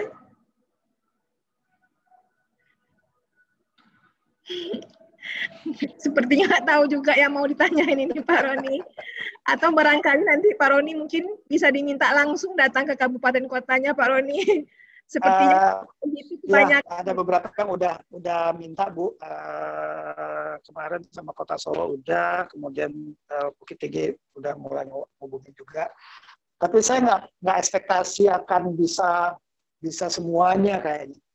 Kita sampai sekitar pertengahan April ini akan agak sibuk sama evaluasi. Dan tadi saya sama Bukit Tinggi saya bilang paling bisa 1 jam aja Pak. Saya bilang, mohon maaf banget karena memang kita lagi fokus di penyelesaian evaluasi, sehingga kalaupun ada yang kayak begini mungkin kita akan agak cepat aja, dan kemudian diikuti dengan interaksi tidak secara virtualnya Bu, mungkin SMS atau WA atau email, kira-kira kayak gitu. Ya Pak Rona, ini ada di room chat kita dari Kota Payakumbuh. Untuk Ibu Ina, persilahkan. Terima kasih Bu Moderator. Assalamualaikum Pak Roni. Jadi di room chat ini salah, ini ada tipe nih, salah ketik saya. Tadi Saya dari Sekretaris Mapolda Kota Payakumbuh, Pak Roni. Jadi memang yang disampaikan oleh Bu Fatna ini dari Kabupaten Solo memang betul kita rasakan bahwa jangka panjang tidak hanya di RKM RPJP juga adat Basandi syarat Basandi Kitabullah itu tidak pernah kita tinggalkan di Sumatera Barat. Jadi memang kita minta bantuan juga di provinsi dan untuk Sumbar terkait dengan yang Bapak sampaikan tadi supaya bisa generally accepted gitu. Jadi antar daerah itu bisa di merah kuning hijaukan kondisi ABS-SDK-nya. Karena kita memang kesulitan untuk merumuskan apa sih indikator yang bisa mengukur suatu daerah itu memiliki pengamalan terhadap agama, adat, dan budaya itu sudah baik gitu. Nah, itu yang pertama, permintaan kita ke provinsi juga untuk difasilitasi dan melalui Pak Ronald juga. Terus yang kedua, Pak, jadi sebenarnya setelah kita teliti RPJMD Payakumbuh ini dua periode sudah memakai cara berpikir Bapak gitu kan, dari pola dipapah dengan cara Kemenpan untuk bisa memahami bagaimana manajemen kinerja gitu. Nah, jadi setelah kita evaluasi, ternyata banyak dari hal-hal yang mandatori sebenarnya yang sudah diatur, indikator-indikator yang perlu dipenuhi oleh daerah itu yang belum kita penuhi gitu, Pak. Jadi kita sudah membuat indikator-indikator lain setelah kita evaluasi tidak bisa diperbandingkan antar daerah ataupun antar kabupaten kota maupun di provinsi lain, sehingga kita tidak tahu posisi kita gitu. Nah, dan indikator yang ada di SDGs lebih dari 200-an itu memang ada tanggung jawab mandatori dari semua daerah untuk pemenuhannya. Sementara kita bikin indikator, mencari indikator yang smart itu kan, ternyata kita ada hal-hal sifat yang dasar yang belum kita penuhi. Bagaimana kita menyikapi hal-hal tersebut? Itu mohon pencerahan dari Bapak. Terima kasih, Pak. Terima kasih, Bu. Indikator-indikator yang sifatnya ekspektasi dari taruhlah stakeholder kita ya, Bu, itu kan harus kalau memang itu masalah dan ada gap antara kondisi yang jadi ekspektasinya dengan kondisi kita, mau nggak mau harus kita beresin. Sekali lagi, kecuali kalau memang ada yang lebih penting dari itu. Saya nggak ngurusin itu dulu. Ini jauh lebih penting buat saya. Tapi ekspektasi itu nggak hilang. Ekspektasi terhadap kondisi yang udah mulai pengen dipetakan sedunia. Kalau SDGs kan bukan hanya se-Indonesia, sedunia. Orang lain udah pada begini, kita belum ngapa-ngapain. Sekali lagi, kalau hal itu merupakan, kita bisa bantah dengan derajat kepentingannya, dengan apa istilahnya, dengan sense of urgency yang jauh lebih penting daripada yang SDGs itu mungkin kita masih bisa ngeles. Atau kita sudah beres di situ. Ya, buat saya itu nggak masalah. Ada di tempat saya masalahnya yang seperti ini. Itu urusan top down sebenarnya. Urusan top down, urusan ekspektasi dari stakeholder. Seberapa stakeholder sama kita gitu. Apakah ini stakeholder utama kita? Apakah iya ini stakeholder utama kita? Karena dia akan memetakan secara global gitu. Di tempat kita ada kearifan lokal, misalnya kita ya, ada kearifan lokal yang lebih urgen buat kita. Mungkin bukan itu. Misalnya kalau kita bisa argumentasi kayak gitu, dia bukan jadi yang pertama. Tapi ekspektasi itu nggak hilang, Bu. Pada satu saat kita mungkin akan berhadapan sama timingnya. Nah, sekarang kita harus jawab dia gitu. Setelah yang itu udah beres, kita kan nggak mungkin lari-larian terus. Itu belum jadi urusan kita, Pak. Saya lagi beresin ini. Tahun depan masih belum urusan kita, Pak. Kita masih urusan sampai kapan? Gitu. Padahal dunia udah bergerak terus ke situ. Ekspektasi amanah ya itu adalah sesuatu yang harus kita bargainingkan sebenarnya, Bu.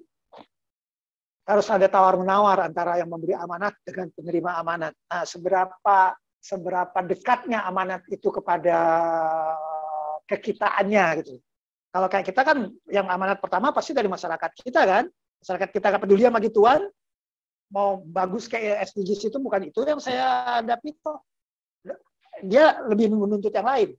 Dalam keadaan kayak begitu mungkin kita bisa mengabaikan. Mungkin bisa kita mengabaikan, istilahnya bukan mengabaikan, memberikan prioritas yang lebih rendah kepada ekspektasi amanat yang tadi, karena ada yang lebih mendesak. Tapi pada satu titik menurut saya kita mungkin akan harus berhadapan sama ekspektasi itu yang mau nggak mau akhirnya akan kita sentuh di situ. Itu masalah sentuhannya. Masalah kedua adalah masalah data. Saya nggak sentuh, tapi kalau Bapak tanya, saya bisa jawab gitu loh. Tapi nggak saya apa-apain dulu. Tapi kalau mau nanya data tentang itu, saya kasih gitu loh. Itu masalah data, masalah statistik. Kita belum, misalnya apa ya? Taruhlah misalnya apa ya? Taruhlah misalnya saya ngomong sembarangan.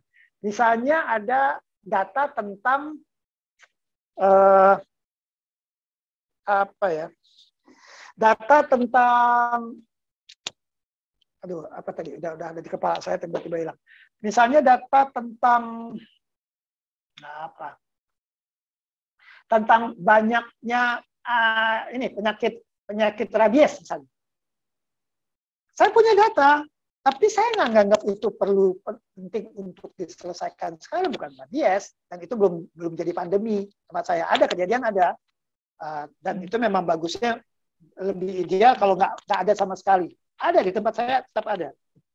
Atau angka kematian bayi atau segala macam yang seperti itu. Data kita siapin, tapi belum tentu kita sentuh. Ya, ada dua hal, Bu. Masalah intervensinya sama masalah kesediaan datanya. Yang pertama yang paling aman adalah kita punya data, walaupun belum kita apa-apain. Tapi saya tahu, istilahnya segini Pak, tapi saya belum punya skenario untuk nanti afternya kayak gimana. Sementara saya biarin dulu aja. Tapi saya punya data, itu lebih bagus. Daripada nggak tahu data dan nggak intervensi sama sekali. Itu akan bisa jadi akan ada pertanyaan, jangan-jangan sebenarnya masalah ibu aja nggak tahu. Sebenarnya itu masalah, Bu. Karena ibu nggak punya data, ibu anggap nggak kenapa-napa, jadi nggak ibu apa-apa. Masalah loh, Bu. Jadi kayak begitu nanti. Kira-kira mungkin itu, Bu. Ya, terima kasih Pak Ronald. Terima kasih, Bu. Saya mungkin sedikit, Bu Devi, sebelum pertanyaan yang lain, tadi ada satu pertanyaan dari Bu Fatna ini yang belum saya jawab, yang tentang indikator output. Kalau kondisinya adalah outcome, dilarang pakai indikator output. Kita ngomongnya keadaan adat, misalnya di Sarah misalnya kita belah, tapi yang kita hitung jumlah pelatihan, ya enggak lah. Indikator-indikator yang output untuk menggambarkan kondisi yang outcome sama sekali nggak boleh. Kalau kita bicara tentang outcome, keadaan tentang sebuah kondisi yang tadi ABS, SBK tadi, ya indikator ABS dan SBK, jangan indikator output yang dilakukan dalam rangka mencapai ABS SBK itu tadi. Nggak boleh pakai indikator output ketika kondisi yang kita janjikan adalah outcome, dilarang. Nanti kalau menceritakan outputnya, ceritain yang lain. Tapi untuk balik lagi, indikator adalah tugasnya adalah menggambarkan berhasil atau nggak berhasilnya kondisi tersebut. Masa kita bilang kondisinya udah berhasil dari output, kan nggak mungkin. Jadi untuk indikator-indikator output pada sebagai alat untuk menggambarkan kondisi yang bersifat outcome, sudah mulai sangat kita tabukan. Hindari banget keadaan kayak gitu. Yang mengukur sebuah kondisi yang sifatnya outcome dengan indikator-indikator output. Hindari banget. Kira-kira itu tambahan dari saya buat Bu Fatna ini tadi nanya tentang output sama outcome. Ya, terima kasih Pak Ronald. Mungkin ada dari beberapa dari kabupaten kota lain yang mau bertanya. Silakan.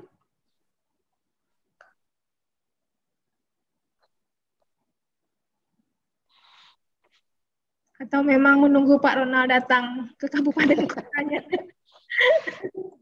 Sebenarnya sekarang kita ini untuk provinsi Pak Ronald itu Pak Gubernurnya minta 3 bulan udah selesai RPJM-nya. Cuma sekarang ini memang deadline-nya itu Pak Ronald dikejar waktu juga gitu Pak Ronald. Betul Bu. Jadi di sini mungkin langsung saja mungkin kabupaten kota ini untuk Pak Ronaldnya mau bikin cascading atau mau bikin apanya pohon kinerjanya. Jadi bertanya di sini cuman berapa ini Pak Ronald, cuman 3 atau 4 ini, Pak. Nanti mungkin langsung ke Pak Ronaldnya. Kita tunggu atau bagaimana ini Pak? Saya ngikut aja Bu. Kalau nggak ada lagi ya jangan dipaksain harus ada.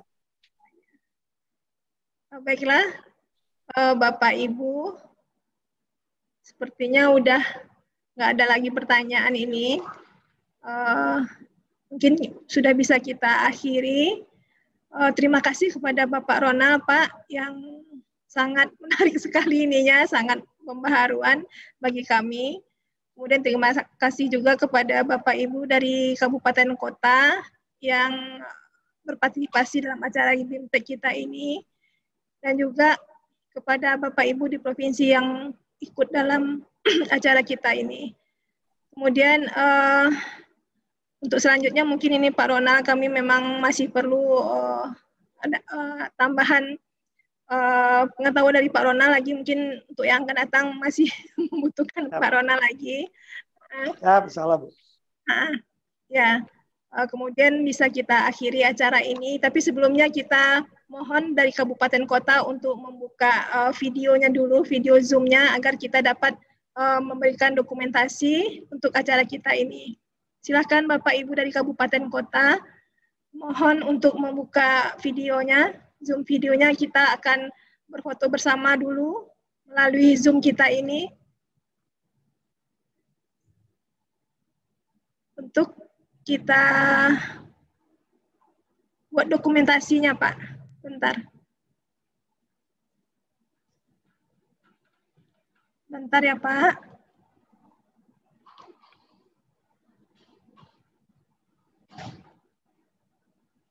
Masih kita tunggu, ada beberapa kabupaten kota lagi yang belum membuka Zoom videonya.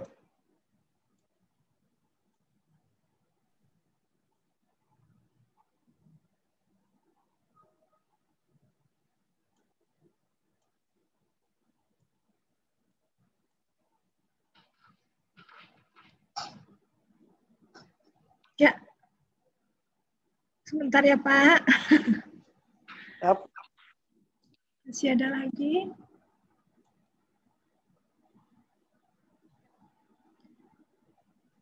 Ya, kita mulai foto bersamanya.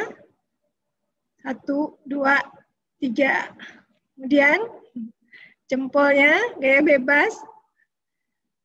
1, 2, 3. Ya. Terima kasih Pak Ronald. Terima kasih Bu. Kawan-kawan Bapeda Kabupaten semua. Kita akhiri dengan mengucapkan Alhamdulillah.